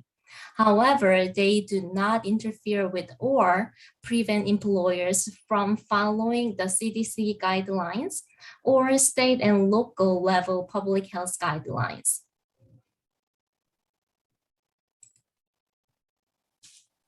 It's obvious the COVID-19 impacted employment for persons with disability in the US and many other countries. And at this point, we have to believe that we need to live with COVID. So if so, what are the strategies that we need to keep in mind for persons with disabilities employment right? I do believe that the answer is actually collaboration between the government and the employers. So for example, providing additional accommodation on the employer's end for persons with disability with underlying medical condition will be recommended. Also expanding, more access to essential support systems are definitely needed. Supporting the new work from home, the remote working economy would be also very beneficial for persons with disability, because depending on the person's disability, working from home will be more beneficial for them, and that will also benefit the employers end. Continuous communication with the employers about the value of hiring persons with disabilities is also recommended. Providing advanced digital access and skills development for persons with disability will be ideal. Like Dr. Chen mentioned, a lot of persons with disability, they have limited access to the technology and skills development programs. So this will be really ideal for continuous employment for persons with disability. And lastly, enhancing the inclusive workplace, health and safety policies need to be implemented so we can actually create the more inclusive work environment.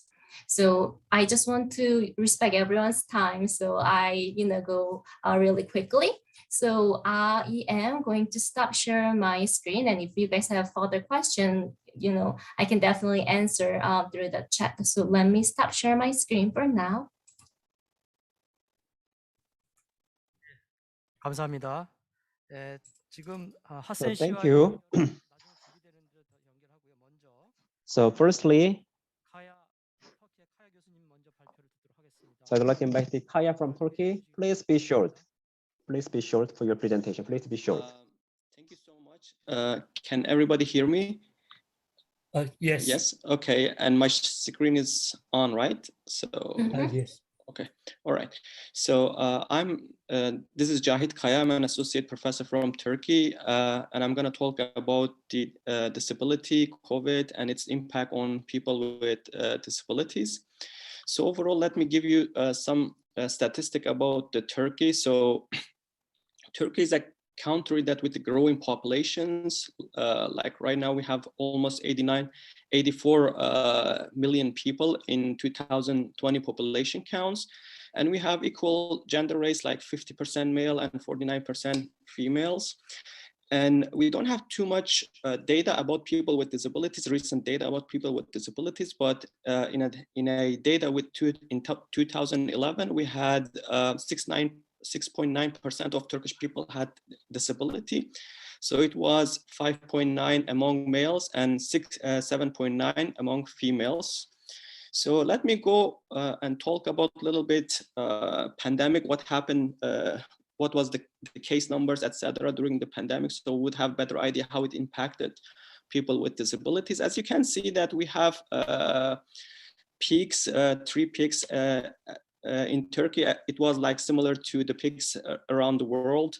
And then during these peaks, we have lots of number of cases increasing, and then the recovery cases are also, so as you can see from here, that the number of cases decreased and the number of newly recovered cases increased. This is the time I believe that the vaccinations were provided to people with and without disabilities in Turkey.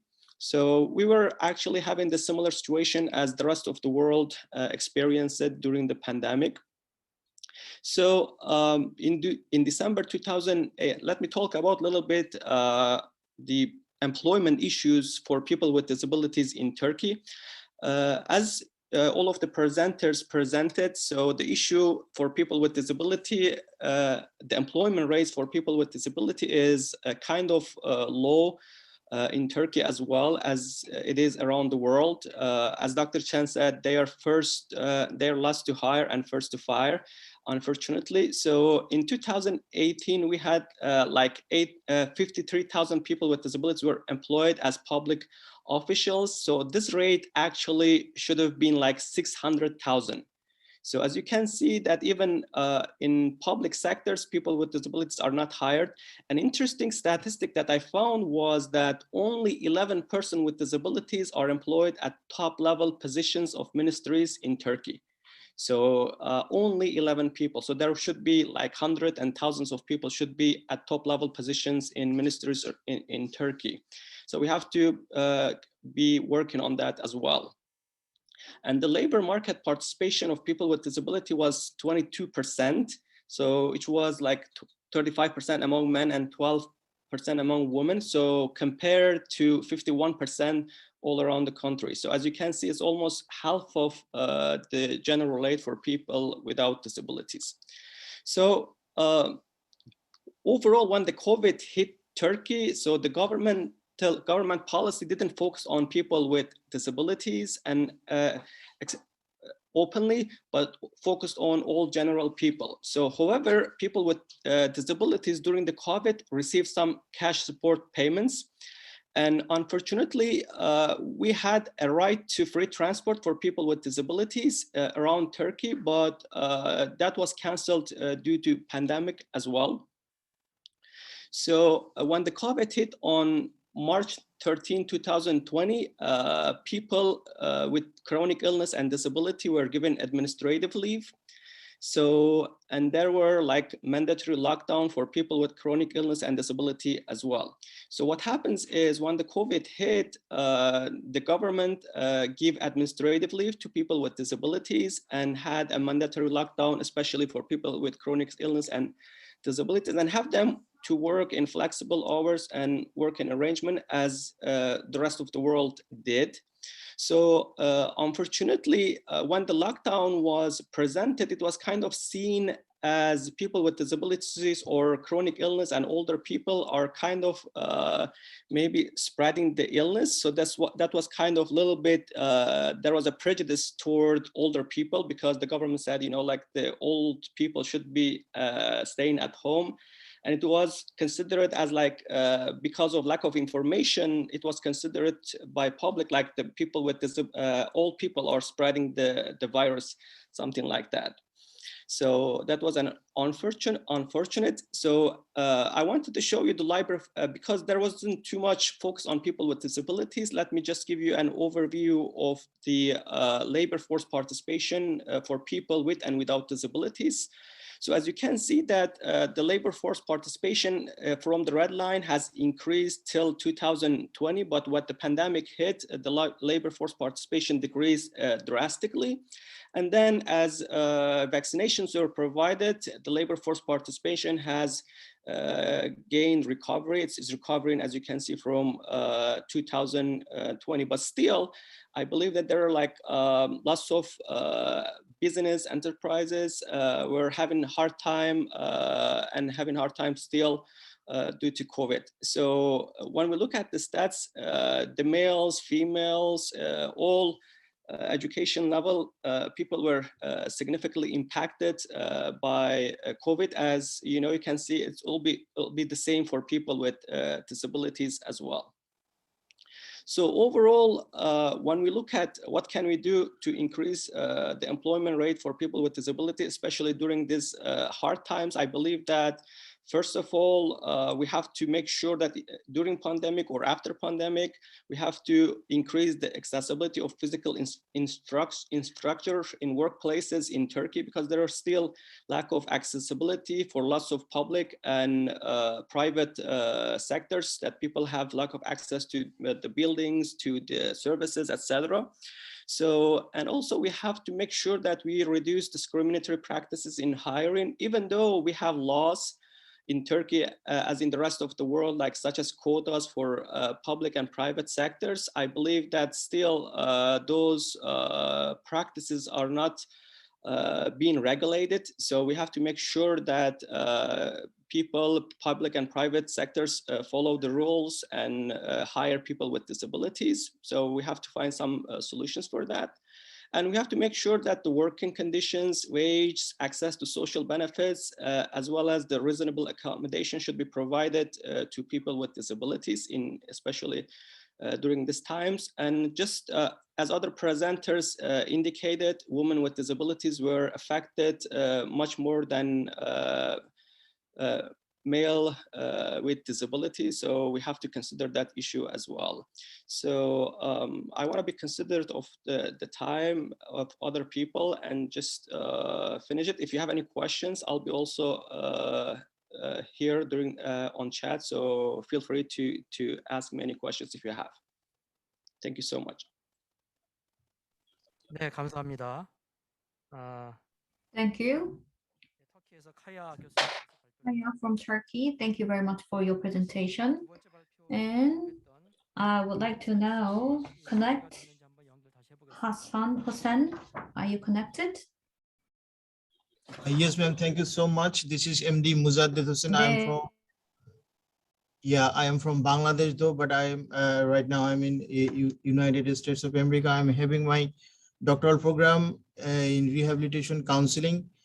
Previously, I have my master's in clinical mental health counseling here in the United States. So today I'm going to share some basic information regarding the sustainable and inclusive employment of persons with disabilities after the COVID-19 pandemic in Bangladesh. You know, Bangladesh is one of the highly populated country in the world, and it's very small land. However, there is not enough data on the people with disabilities in Bangladesh. However, according to different sources, World Health Organizations and Bangladesh Bureau of Statistics and International Labour Organizations, around 15 million people are living with disability, which is the 15% of the total population of Bangladesh. And unlike the other countries in the world, the COVID-19 first case of the COVID-19 was confirmed in Bangladesh in March 2020. As of this moment, the total cases in Bangladesh is 1.91 million, and around 30,000 people died due to COVID. And more than when the COVID hit in Bangladesh, already the people with disability were facing different type of issues, discrimination, social stigma. Still, there are some areas in Bangladesh where disability is considered as scarce, and it has been also considered as contagious. So in that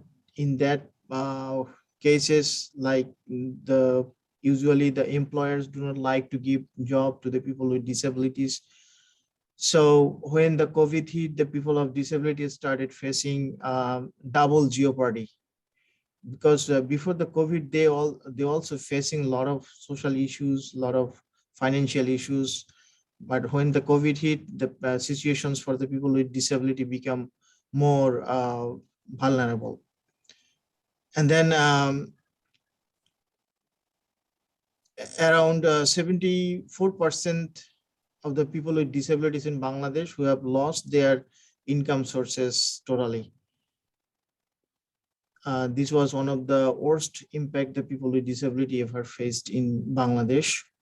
However, due to the COVID-19, it's not only the job the people with disability lost. The impact has the COVID-19 negatively impacted in different areas of the people of disabilities also, especially in healthcare and also the daily care of their house and their independence, and maintaining isolation, quarantine, and finding caregivers were very difficult for them. And there was serious illness. It was some of the people with disabilities has some other physical conditions like diabetes and high blood pressure, also that sort of problem. So it was high risk for the people with disabilities who has underlying conditions during the COVID-19. And due to the pandemic, many people with disabilities have lost work. As I have mentioned, that is 74% according to World International Labour Organization. And children with disabilities also the higher risks of dropouts from the school. And even though there are a lot of risks and a lot of issues and a lot of impacts hit to the people with disabilities due to the COVID-19 pandemic, however, there are some certain things that we can do to help those people with disabilities to recover their issues like economic issues, health issues, so that they can bring a sustainable development for themselves, and we can integrate them in the society and we can include them into society. First of all, we have to develop policy and budget allocation in consultation with people with disabilities and their representative organizations. There are some organizations who are working for the people with disabilities in Bangladesh. And Bangladesh is one of the first countries this signed in the United Nations organizations a summit to work on behalf of people with disabilities. And we have to make like some accessible websites of the Ministry of Health and Family Welfare for the people with disabilities. And we have to encourage accessible psychosocial care services for the people with disabilities. There are some non-profit organizations who are working in Bangladesh as well, so we can take assistance from them. And issues are in government directive to the Association of Private Employers to prevent people with disabilities from losing jobs due to COVID-19. So government can tell the non-profit organizations and private companies to provide jobs for the people with disabilities. And also people with disabilities may get some loans. You know that Dr. Mohammad Yunus, who is one of the Nobel laureate who received Nobel from for the creating peace and endurable and sustainable economic from all over the world. He initiated micro economics. So like his organizations is Grameen Bank in Bangladesh. There are some we can encourage other organizations to provide loans to the in low interest rate to the people with disabilities so that they can establish some small business. So this is all about Bangladesh for tonight. These are the references. If you have any questions, please go ahead. Thank you so much. 감사합니다. 예. Thank you. So we have the 4 speakers' presentations from Taiwan, the USA, Turkey, and Bangladesh. So we are the situation in each country. And thank you for the sharing. And also, I know that in the US it's the early in the mornings, but you give your times. Thank you for your time. So the schedule is a little bit behind than our schedule. So still we have the 4 more speakers. So I will give 15 minutes for each speakers for your presentations, please. And after the presentations, we gonna have something the break time, but we don't have the time, so without the break, we just continue to the Q&A session directly. And next, I'd like to invite next speaker. So from the Bangladesh,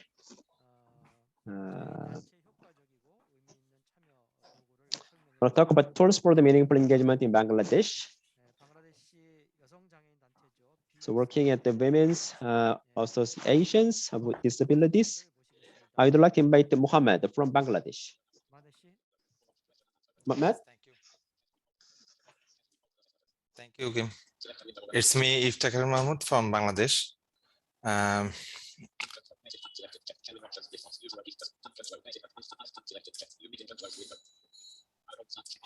Thank you all to invite me to speak about the circumstance of Bangladesh and the situation of persons with disabilities. Can you hear me and see the slides, please? Hello. We can Hello. hear you. Yes, brother, we can see you. We can Okay. see you. And the slides also?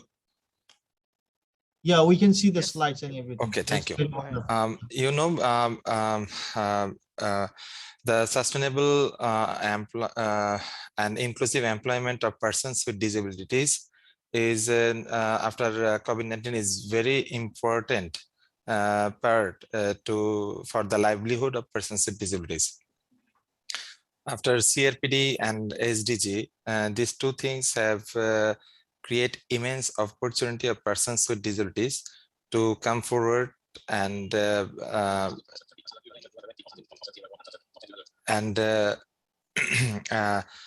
and eliminate the discrimination against persons with disabilities. I think this is very good opportunity, and such this way the many initiatives have taken around the world, and Global Disability Summit is like that, and we are grateful that Global Disability Summit, the second Global Disability Summit is underway, and within the first and second Global Disability Summit, international partners and as well as the persons with disabilities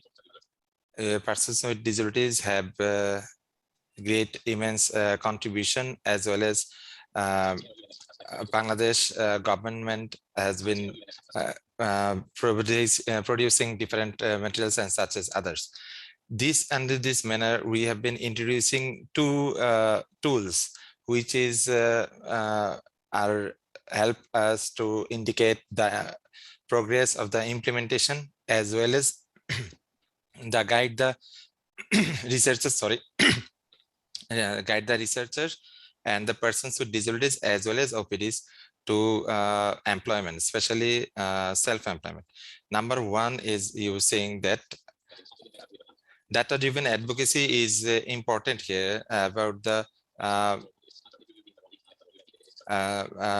person with disabilities employment, sustainable and inclusive employment.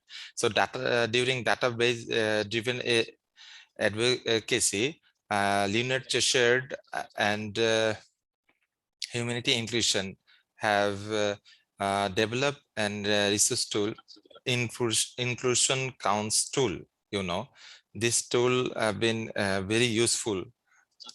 This is the picture of inclusion count tools, which is available inside website. And I have to go first because time is already, we are lagging behind, and I have to sit another meeting. So my apology, I have to go first. BISCAN has been involved these inclusion count tools and collaboration with Leonard Cheshire and Innovation to Inclusion project, which has been implementing in Bangladesh and Kenya. And under this project, 10 DPO partners have been working here in Bangladesh alongside other NGO and international organizations, you know. We have been participated in a workshop in 2020 where the inclusion tools metrics has been introduced, and we have been assigned to develop and collect the tools from the Bangladesh side of the OPDs, you know.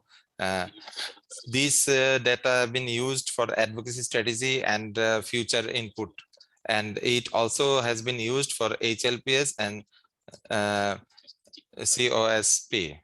And these two things have been enriched by the inclusion account tools metrics and informations. And this result has been shown in the Inclusion Council tracker. You know, this tracker have been imposing the information what comes out from our situation. These things is when there is 4 stages of inclusion count tools.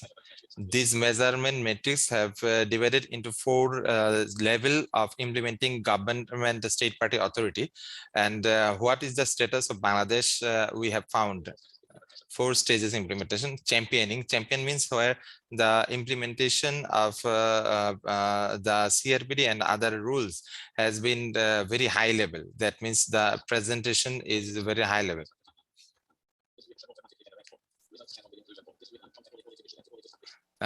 Established is the second high level, which is means that many laws have been introduced, and the implementation of those laws have been started. That means the established level.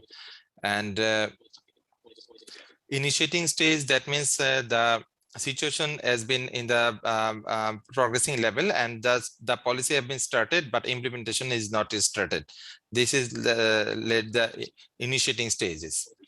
And weak to restrictive means where the initiative have very low about the policies and implementation have not has been up to the mark.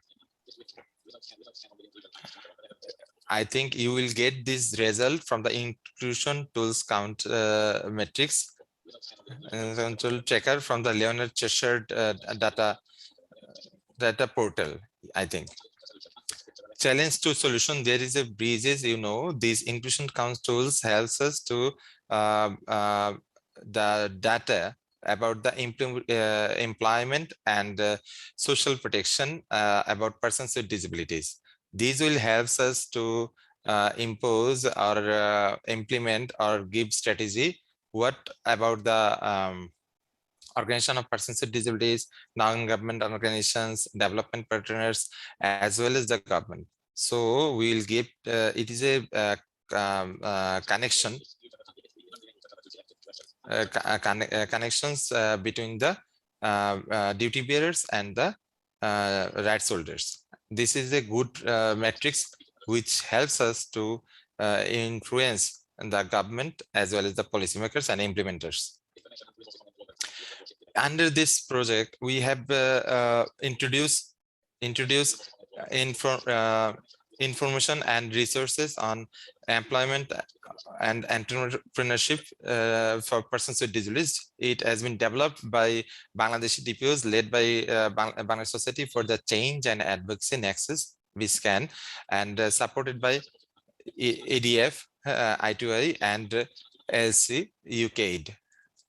And it has been an immense work to collect the information, because when we have starting information, that we have found that the many information has been existing within the country, especially from the government. Many policy has taken into under the person with disability friendly, and many steps has been implementing in the grassroots level to national level. But the information have not been collected within a one portal or one steps for the employment and recruitment or self-employment. That's why we think that we need to create some tools where the data has been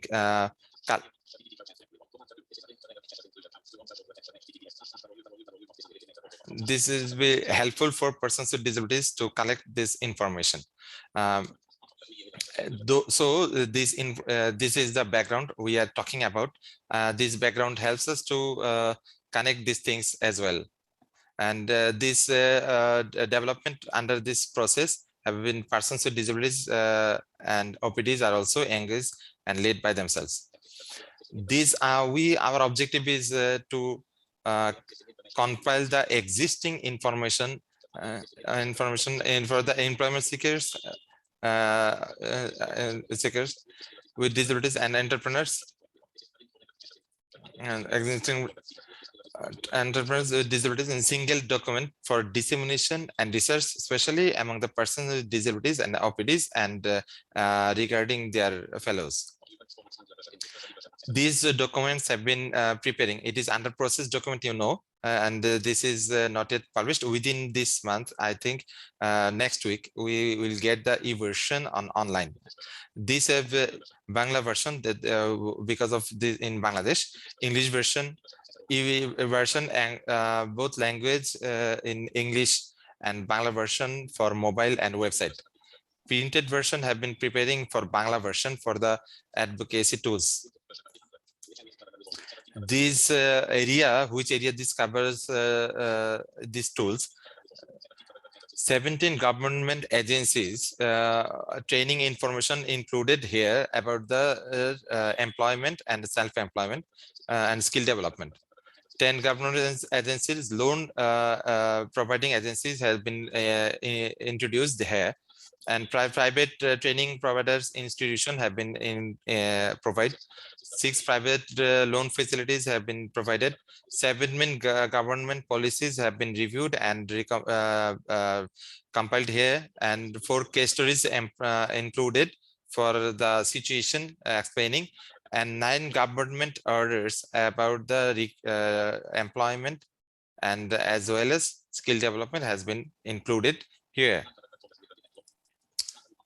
This primary target audience of this research tool is persons with disabilities, DPS or OPDs of Bangladesh and OPDs in Bangladesh. Secondary target audience is policymakers, academicians, researchers, international organizations, and other so on, because I think this will help us to analyze the current situation and data, and it will also help other countries, DPOs and other NGOs to develop such material in themselves.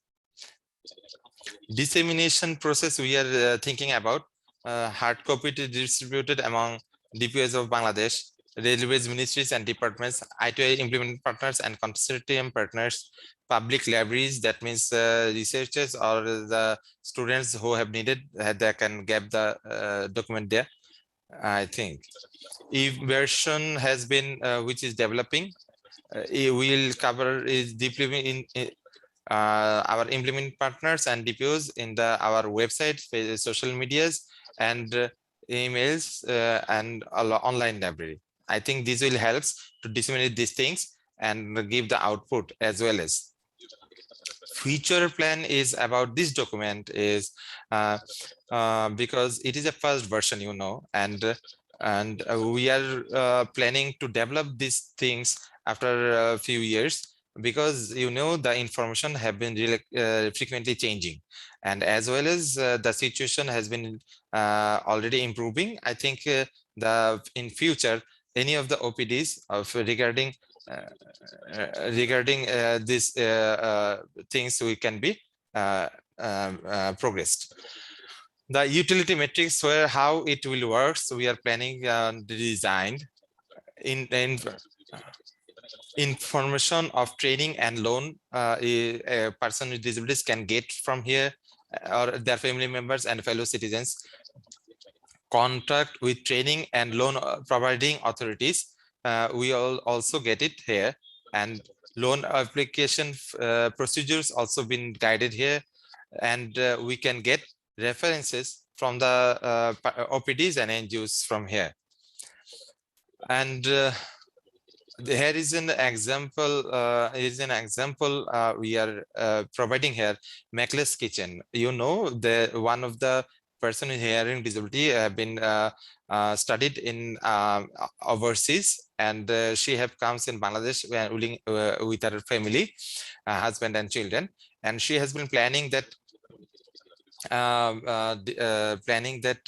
some providing some catering services through these catering services under social media.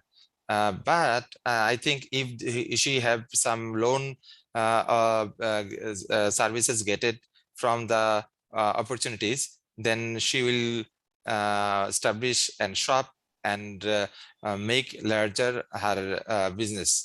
I think this situation is being here.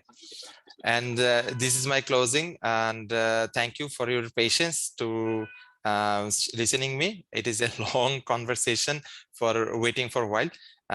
Thank you all. I'm to leaving for another meeting. Sorry. Complete. Thank you.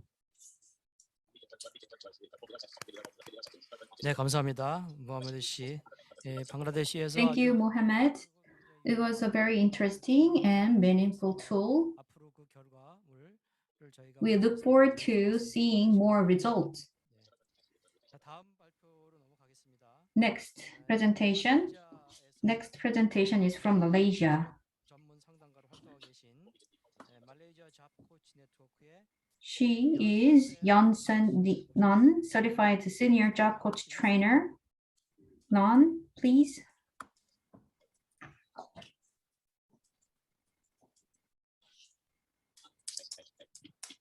Hi, good afternoon, everybody.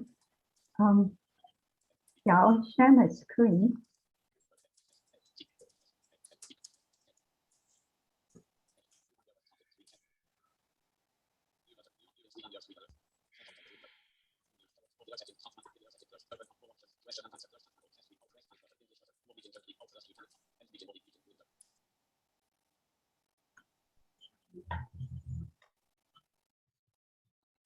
Right.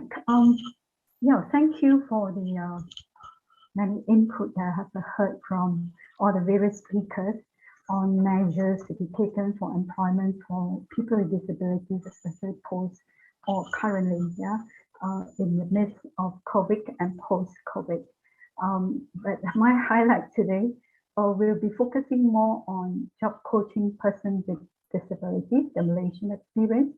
I will share a little bit of the impact of COVID, but because we do not have consolidated figures of employment for people with disabilities, because we don't have a system to consolidate all the data from various agencies that are providing services for people with disability and employment. Therefore, I only have mainly data from the welfare department. Malaysia is a small country, not too far from Korea, but 6 hours by flight. Yeah, we only have 32.75 million population. What I'm going to share with you today includes the development and aims of job coach service in Malaysia, job coach support in different industries, process of job coach service, qualities of competent job coach, impact of support and employment before COVID and now, and employment, and an example of employment transition program by Enabling Academy. We were first introduced to job coaching in 2007 by JICA Malaysia, who brought in 2 experts, Professor Hiroshi Ogawa and Mr. Sakai, Daisuke Sakai from Japan, to train us on how to be a job coach. And 2008, we sent a team of people to Japan to learn how to be job coach. Yeah, and by 2010, we actually sent a team to Japan to learn to be job coach trainers. Yeah, so that they can train job coaches and train people in Malaysia to be job coaches. And by 2013, 27 Malaysians have been to Japan to be trained as trainers. There's a job coach network Malaysia that's established by Department of Social Welfare, and this is in collaboration with the Ministry of Human Resource, SOCSO, Ministry of Health, Ministry of Education, NGOs, and private sectors. All these agencies and organizations are in one way or another involved in employment of people with disabilities. And these are the job coach trainers that we have in Malaysia. As you can see in the picture, we have a lot of fun working together. Though we come from different agencies and organizations. To date, 2,773 people have attended job coach training in Malaysia, and of which the majority are from community-based rehabilitation centers, which is more than 1,000 participants have attended our training, and followed by Department of Social Welfare officers. These officers, they are not job coaches, but they are involved in the implementation of support employment. Therefore, they need to understand what job coaching is about so that they can supervise the job coaches and attend to issues that may arise. We also have a lot of companies that have attended. 416 companies have attended job coach training so far, NGOs, and the other organizations that's mentioned here. These are just some pictures of job coach training for government officers, which include Social Welfare Department, Special Education Teachers, Labor Department, Ministry of Health. Ministry of Health reach out mainly to people with mental health needs. Yeah. This is a photo of NGO job coaches and CBR job coaches. Private sector are given job coach training. This, for example, is the general manager, head of HR of KFC, Kentucky Fried Chicken in Malaysia. They hire a lot of people with disabilities. I'll show you pictures later on. We have produced our own training materials. Though we attended training in Japan, but the culture is different from ours. Yeah, the environment and the system is different from ours. So we modified, to contextualize it with our own country situation. We have basically two set of manuals. One is for 4-day course, for full-time job coaches from NGOs and practitioners in general who are involved in job coaching, and one for the private sector where we train their staff to be in-house job coaches, especially for those that hire a lot of people with disabilities. We also have published some books. This is Job Coach, Introduction to Job Coach. We have it in 2 versions, Malay as well as English. And then we produced a Job Coach handbook, which has the detail on how to support people with disability in employment. We produced in English, but people in China requested to translate it to Chinese, so it's well circulated in China as well. And it's translated to Burmese, by Job Coach in Burma, in Myanmar, and in Arabic as well by some job coaches in Jordan. And if you like to have a copy of any of this publication, you can just click Job Coach Network Malaysia and you can access a copy for free. I'd like to show you some pictures very quickly to give you an idea the kind of industry people are involved in. We noticed that support employment is most needed by people we call learning disabilities in Malaysia. Learning disabilities include people with intellectual disabilities and developmental disabilities. We have people working in manufacturing companies like this, that produce lingerie for women. And there are about 10 people with learning disabilities working in this factory. We have people working in hotel, in different sections of the hotel, some in the kitchen, some in the housekeeping, and we have this gentleman working in the laundry.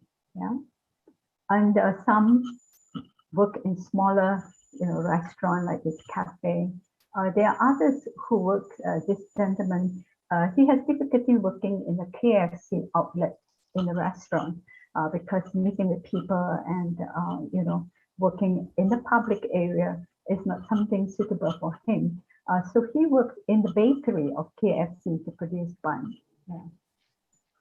And we have people working in the office as well. This gentleman, Johari, he has worked in this company since 2009. I met him just a couple of months ago to have dinner. He's still working here. He has dyscalculia, people who have difficulty with counting, but he's working in an accounting firm because he's good with language, and so he works as a receptionist in this company and happily working here. This is David. David is actually my colleague. He used to work in a supermarket, but now since 6 or 7 years ago, he started working in the same company that I'm working. It's a big construction company. He works in the finance department, and helping out with some paperwork. We have people working in the restaurant, people working in hotels. This is Shangri-La Hotel. Shangri-La Hotel is a very unique company. In Malaysia, there is no quota of hiring people with disabilities, but Shangri-La set 2%. So in every hotel in Malaysia, they have 2% of people with disability working with them. And we have this young man here working in the office of Shangri-La Hotel. Now, what really is the role of a job coach? What does it include? What is the process of job coach support? Yeah, assessment of persons with disability is important to assess the vocational aptitude of the person, to assess what are some support needs of the person. And the job coach role is not only to support person with disability, but also to support the employer. They need to know how to assess the workplace.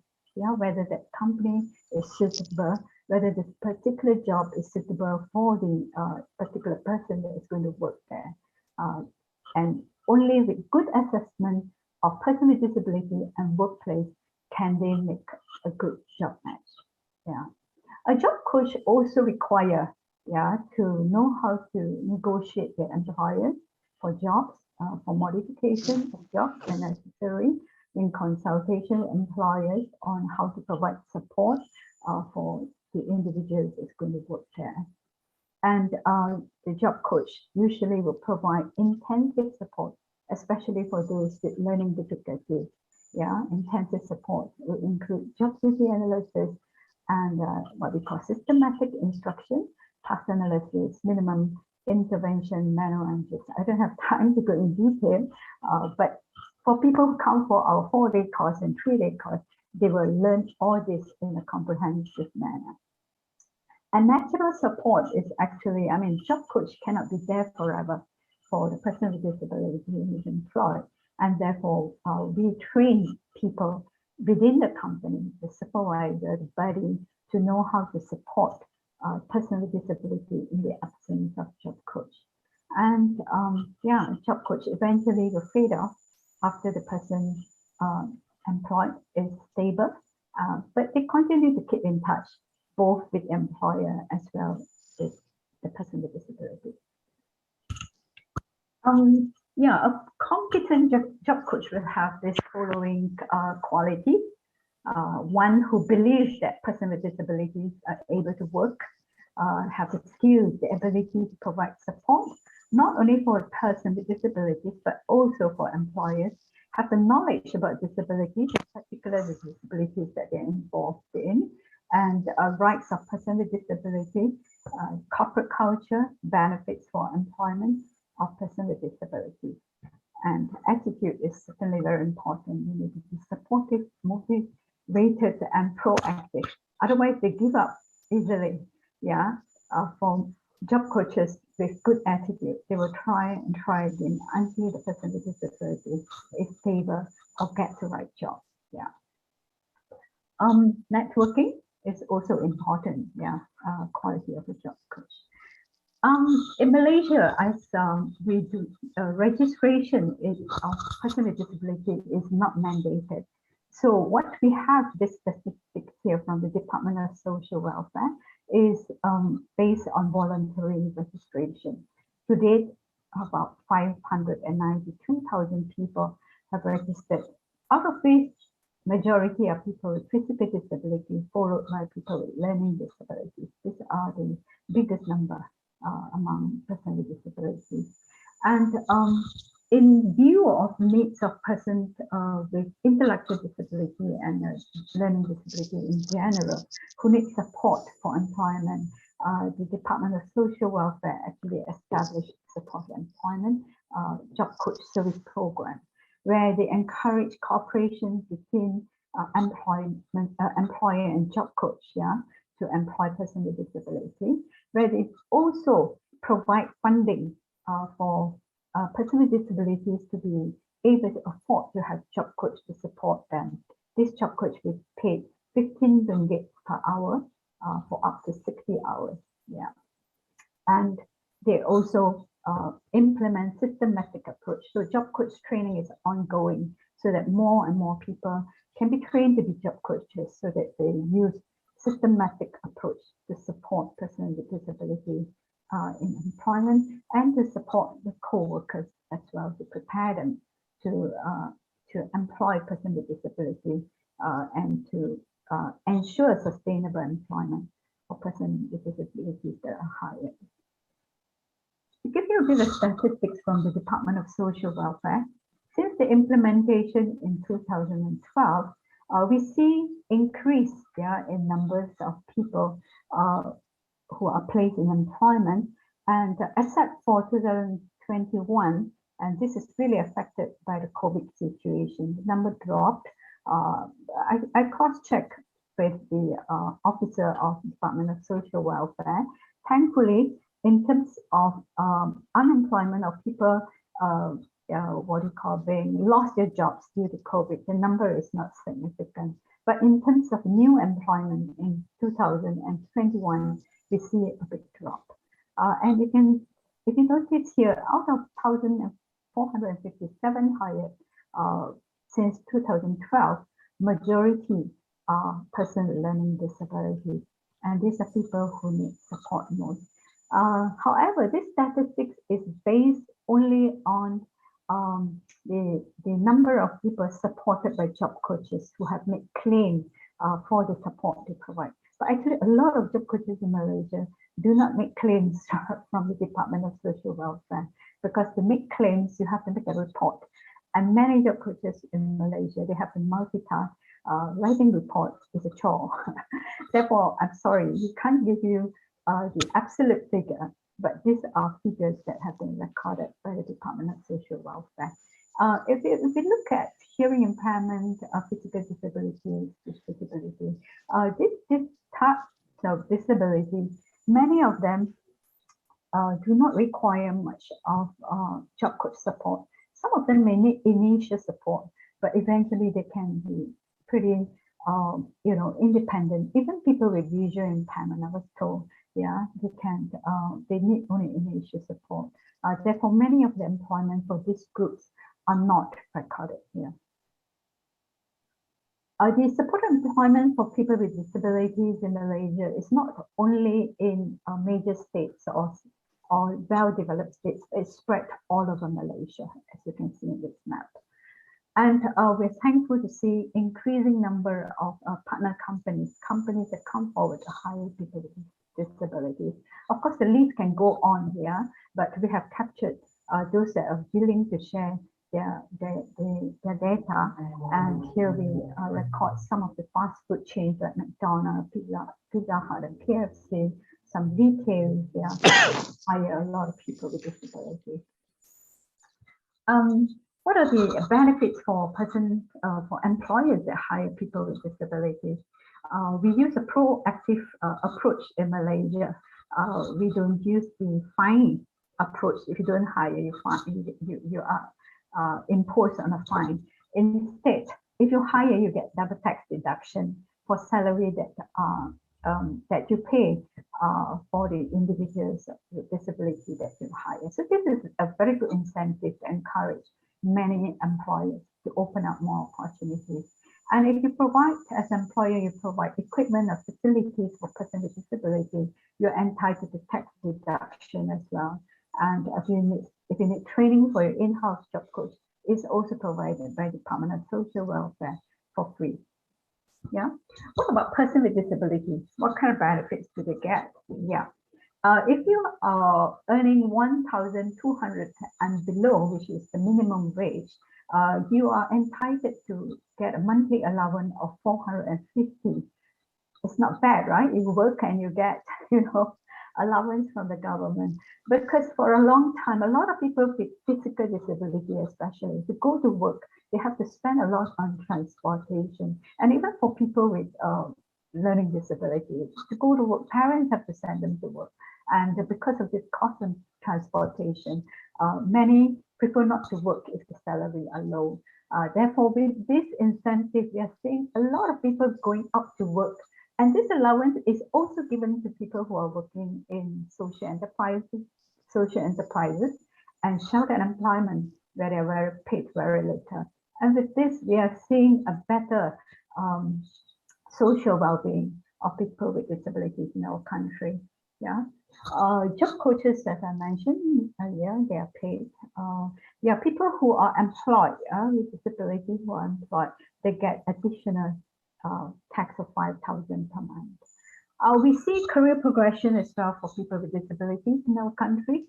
This gentleman, for example, Roger, he used to work in a retail.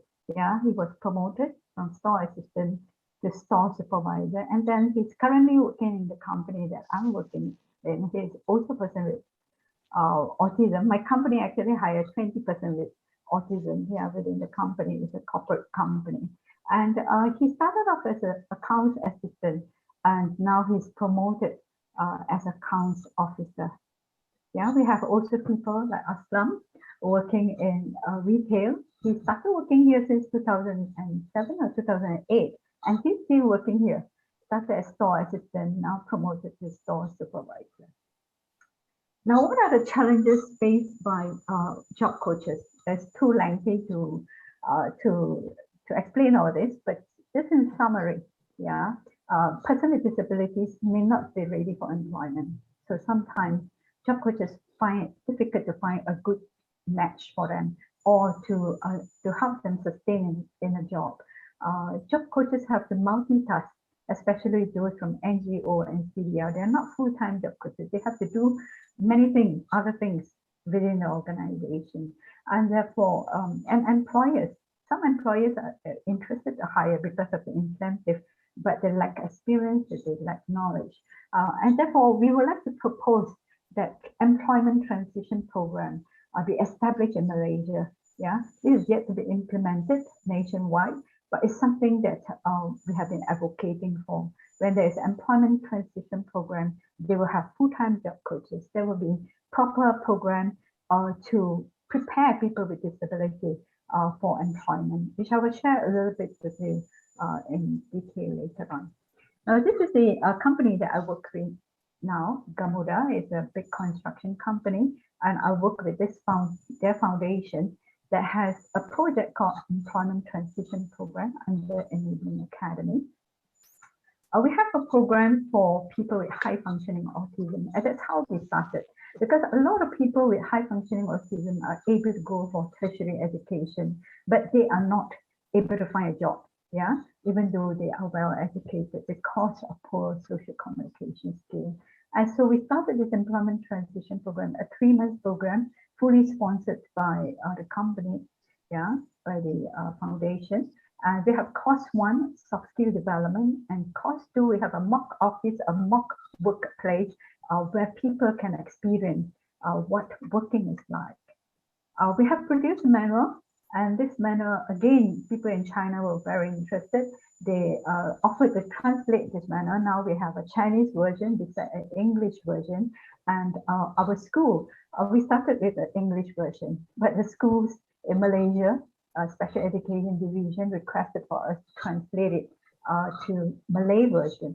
So we have now in 3 versions. If you're interested, you just click or just can scan this QR code and you can fill in a form to get a copy for free. It's digital to save the environment. It's 400 over pages manual, very comprehensive on soft skill and practical skill, and with easy to follow lesson plans as well. This is the flow of our job coach support. I won't go in detail in view of time. Yeah, just some pictures how we support companies. Awareness is very important. I think some speakers have mentioned earlier. Awareness for employers on the needs of persons with disabilities. Yeah, training is very important to train them so that they are ready to provide the necessary support to understand them when they're hired. Support at workplace, we do workplace assessment, we accompany people for interview, we provide job coach support within the company. This is a job coach sitting here. Yeah, be there when especially at the initial support stages. These are the companies that are hiring our graduates from Enabling Academy. We started since 2016. It's been a number of years, and we have seen quite a lot of people with autism going out to work. And these are the kind of jobs, proper jobs, not just ordinary or everybody doing the same thing. We job match according to their ability, their qualification. Yeah. Some success stories. I'm afraid I have exceeded my time, so I will skip this story. Yeah. Maybe if you like to access to my PowerPoint, you can request from DPI later on. Sustainability rate is quite encouraging. First year is about 80%. I mean, 1 year, sustainable 2 years is 70%, and 3 years 64%. And we always promote SDG, UN sustainability goal to companies that we work with. I think somebody mentioned, no company can reach out to company better. Yeah, I think it was Johnny Simpson who mentioned this now.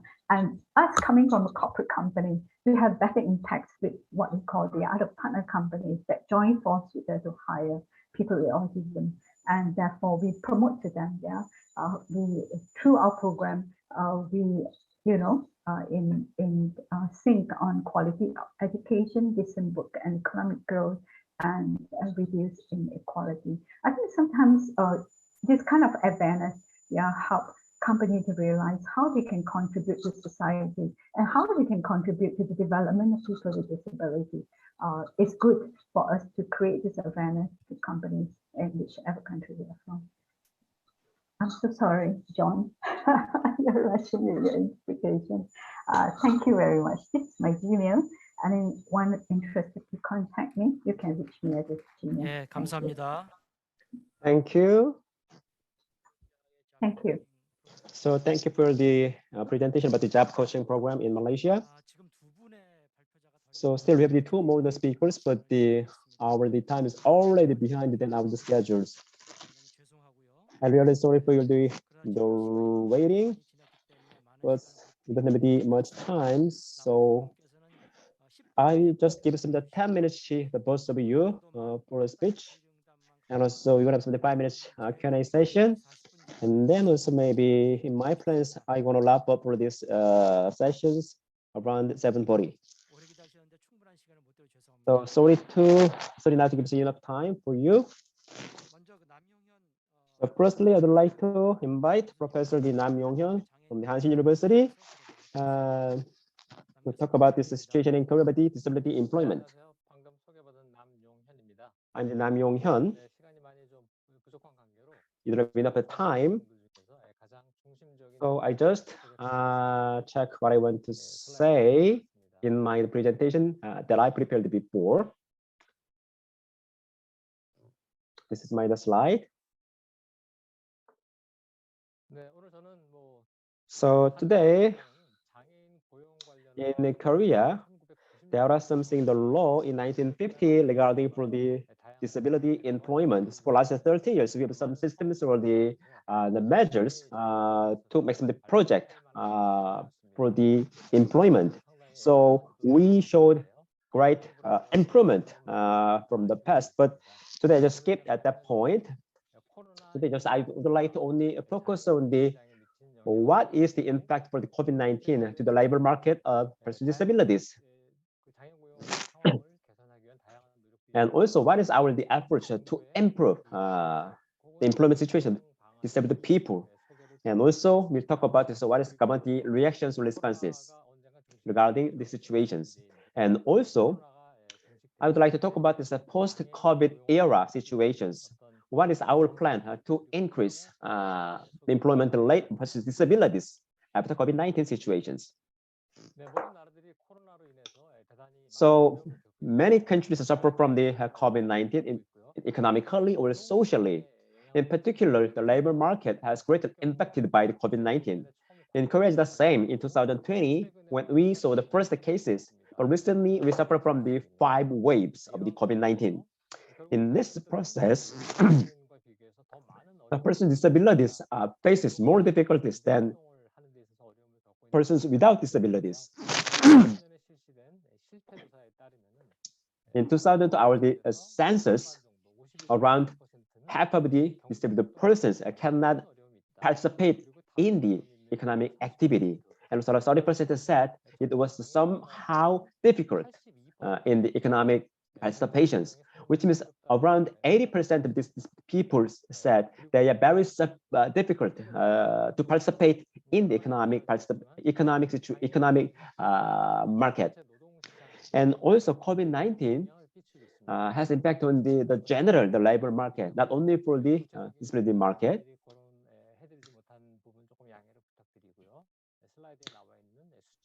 So please check my slide later for the exact figures. And also the general market is now more suffering from compared with in 2019 and 2020. Our economic index has been the downslide. So, but in these situations, the people suffer from the double or the triple the problems. So these are the people are the main target when it talk about this the economic hardship from the COVID-19. And also in Korea, as of the 2020, around 4.4%, which is around 2.6 million persons with disabilities are registered. But when you check for the economic participation rate of disabled people in 2021, around 37% disabled people participated in the economic economic activities. So which means below 50% of participation rate we can see in the labor market regarding persons with disabilities. And also compared before and after the COVID-19 situations, the employment rate had dropped by 0.3% and unemployment rate increased by 0.8%.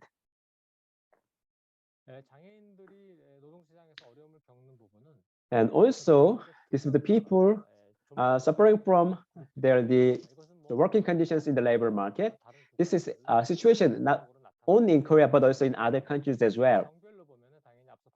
Of course, the women with disabilities are more severe situations compared with the male with disabilities. And also from the 15 to 29, the youth disabilities and the elderly disabilities are more difficult to join in the economic participation. And also severe disabilities are more difficult to join in the economic participations. And also developmental disabilities are more severe to join in the economic participations.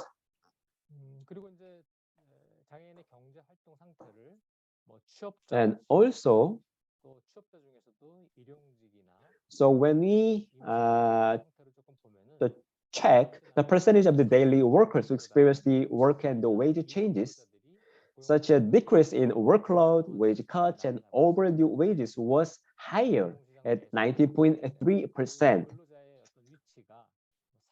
So which means now that the people are moving to the careers work conditions than the permanent jobs. And also self-help employment conditions are very poor because of the COVID-19 situation. So today I would like to focus on more what is our efforts to overcome this crisis regarding disabled employment. Now the government or the employers, they are trying to work to overcome this. But today I would like to focus on what is the government approach. So there are the job committee under the government. They released 2 times of the procedure, 2 times of the some of the guideline. So this committee is working under the president. It's very high level decision making the body. So 2020, 2021, this committee they made some comprehensive plan. What is the main point from this committee? In 2020, they released some of the efforts, the method. So I just had to highlight the important point. The person is providing the customized service considering the life cycle. So the government try to provide the customized the service depends on the needs of the person with disabilities. So there are many regions to ensure the disabilities employment. That is the mandatory employment quota system in Korea. So now we are very difficult situations because of the COVID-19, but the mandatory employment quota system must be ensured by law for the public sectors or the private sectors. For the private sectors, is around 30.1%.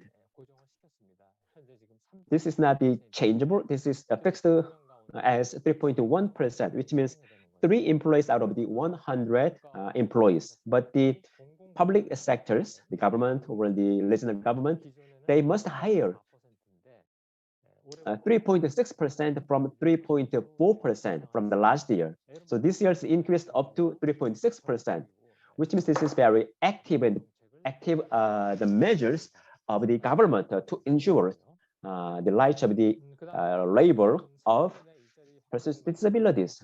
And also, government to try to find the new jobs, the job model centered on the consumers. For example, the culture and arts and sports, the area. And also 2021, the last year,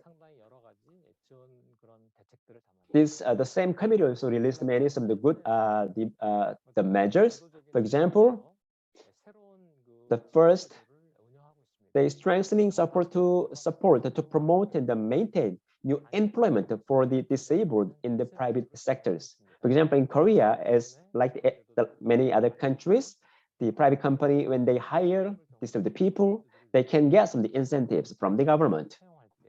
So whenever they hire new employment for the disabled, they will take some of the incentives from the government.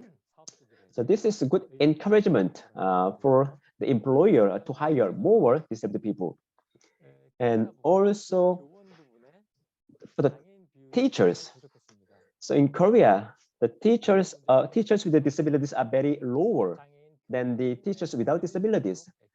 So the government also made some of the measures to increase the number of the teachers with the disabilities, and also some training professionals such as disabled teachers or the science and engineering, the personnel, and expanding opportunities. And also to try to create the jobs in the new field such as the non-face-to-face, digital, and the cultural area. And also the Korean Employment Agency for Persons with Disabilities is responsible for the hiring of the disabled persons. So in Korea, as I mentioned before, the KAP is the main agency in Korea regarding disability employment. So they are doing very different project to expand the opportunities of employment for disabled people. For example, so they provide more the personal assistance, and also they provide some allowance for the trainees with the disabilities in the center. So because of the COVID-19, these kinds of some the support measures could be disappeared. But now the Korean government tried to expand these kinds of the support, very active or the preemptive support for persons with disabilities. So this is the good point in my perspective. So now the labor market changed dramatically, like in any other countries in Asia. Just check for some point. For example, the decrease in traditional jobs, and then the rapid increase in the platform jobs, and then expanding face-to-face, non-face-to-face activities. For example, the digital, digital process, and also there are some environments, there are some social environments surrounding employment of the disabled in the post-COVID-19 era. I think that the COVID situation would not be the better in a short time. So in this time, we need to more the preemptive the actions to ensure the employment of the disabled people. That is the responsibility of the government. That's the responsibility of the public sector. In Korea, to increase the employment of disabled people, the more some of the good conditions would be applied. For example, the Korean government go toward inclusive society, which means which has the more focus on the vulnerable groups, including disabled people. So this kind of policy maybe will have very good the positive impact on the employment of the disabled people. And also the forced industrializations and also the other some new trend would also have impact on the employment of the disabled people. And also now the companies highlighting the ESG management. So this is another opportunity to raise interest in employment for the disabled. And then lastly,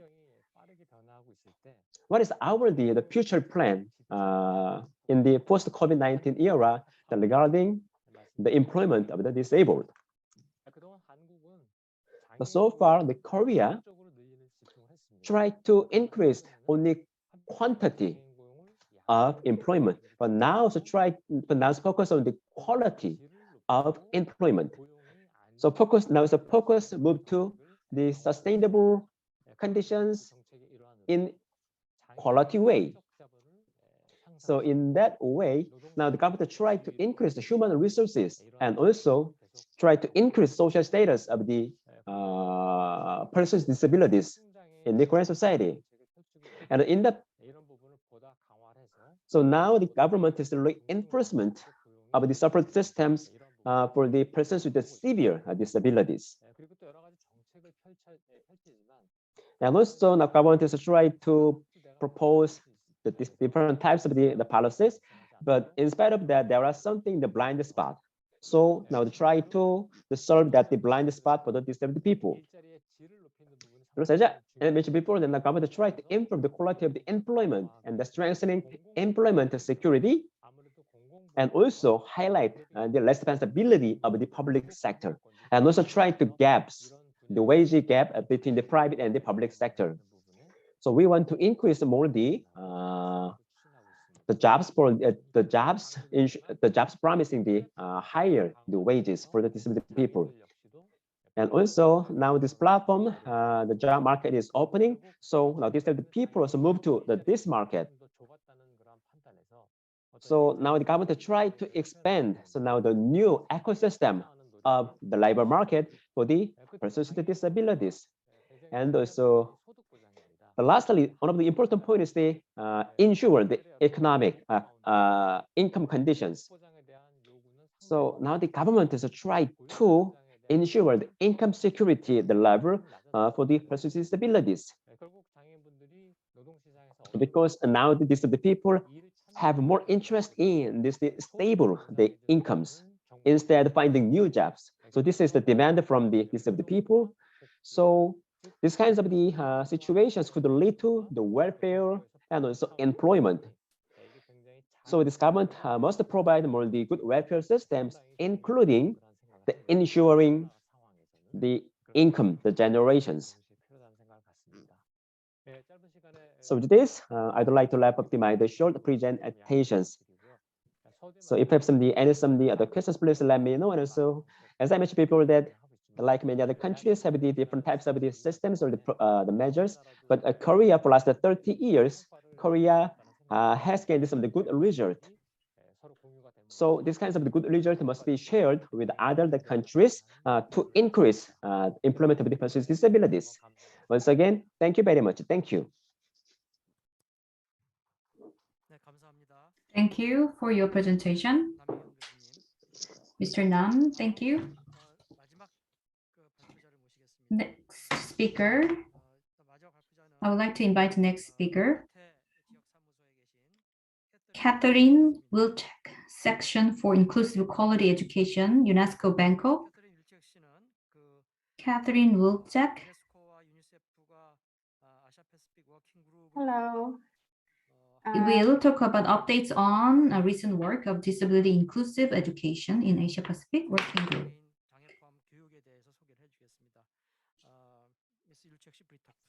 Please, Wilczek. Yes. Hi, everyone.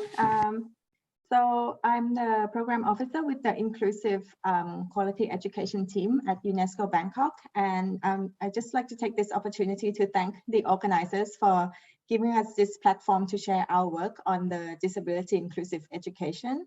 So conscious of the time, I'm just very quickly going to go through the work of the working group and also share the recent studies that we have done.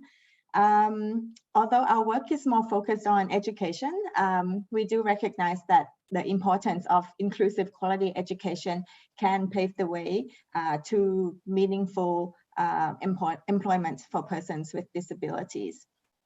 Let me share my screen.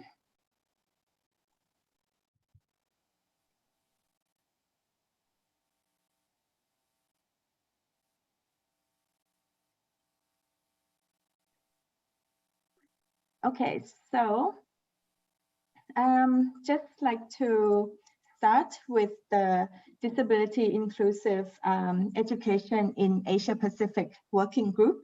It was established in August in 2020, and it functions under the overall Learning and Education 2030 Plus Networking Group, which is a regional coordination body of the SDG 4 in Asia and the Pacific. This working group is co-chaired by UNESCO, UNICEF, and Leonard Cheshire, with the core members being major regional institutions that work on inclusive education, including the Ministry of Education and organizations of persons with disabilities. So the aim of the working group is to realize the rights to inclusive and equitable quality education for children with disabilities. We promote a rights-based model which empower learners with disabilities to fully participate by addressing structural barriers to their education and how to remove those barriers for full access to education, which later in life would lead to employment opportunities. So the working group provides technical and advocacy-based support by building partnerships, providing capacity building, facilitating knowledge management, and engaging in advocacy activities. And because there's a lot to be done in achieving equitable access to and meaningful participation in education, the working group engages with regional education stakeholders through dialogues that aim to raise awareness and deliver technical support and provide inputs for policy making, as well as showcase best practices from the region. So since 2020, we have organized these regional thematic webinars that you see on the screen now, including those that we organized to commemorate the International Day of Persons with Disabilities. And one of the webinars that we organized was focused on education to employment, which brought discussions about how to minimize the existing gaps between education and employment. Because we see that the transition from education to employment is one of the most essential life events for all young people, including those with disabilities. So currently, UNESCO has partnered with Leonard Cheshire to conduct a needs assessment in Asia and the Pacific of students with disabilities in relation to teaching comprehensive sexuality education. So the outcome of this study will provide deeper understanding into the nature and extent of teacher preparation to deliver CSE to learners with disabilities, and also inform further capacity building needs of teachers that are working in this area. So the survey is still open. I will just put the link in the chat later on so that any teachers can take the survey. It's available in English, Thai, Bahasa Indonesia, Tagalog, Nepali, and Mongolian. Okay, so I will just quickly share two studies that have recently been completed.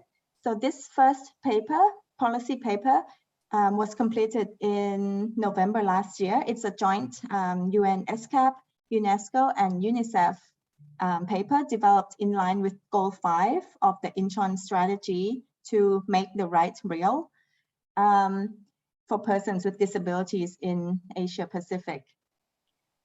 So basically the paper takes stock of the trends and good practices, the lessons learned and challenges in promoting early identification and intervention and quality inclusive education of children with disabilities. And it provides recommendations for governments, civil society, and academia. The paper also showcases promising practices from Singapore on early identification and intervention, and from Bhutan on inclusive education. The other study, okay, so yeah, this one is the regional mapping report prepared by UNICEF, Education for Every Ability, a review and roadmap of disability inclusive education in East Asia and Pacific. So the study focuses on the progress towards realizing the expectations of the UN CRPD. So while countries are increasingly recognize the importance of making education systems more disability inclusive, many challenges still remain. So this report analyzes the successes, innovative approaches, challenges, gaps, and priorities for action, and proposes a roadmap to advance inclusive education. Yeah, so I'm happy to provide the links to these reports, and I think that's it. Thank you so much for this opportunity. So yeah, please feel free to contact me with the, you can see the details in the presentation. Thank you so much. 예, 감사합니다. 유네스코에게 윌책 씨, 예, 좋은. Thank you, Catherine, for the presentation. So there will be the relevant informations maybe could be downloaded from the ESCAP website. So for a long time, we heard many good presentations from the speakers.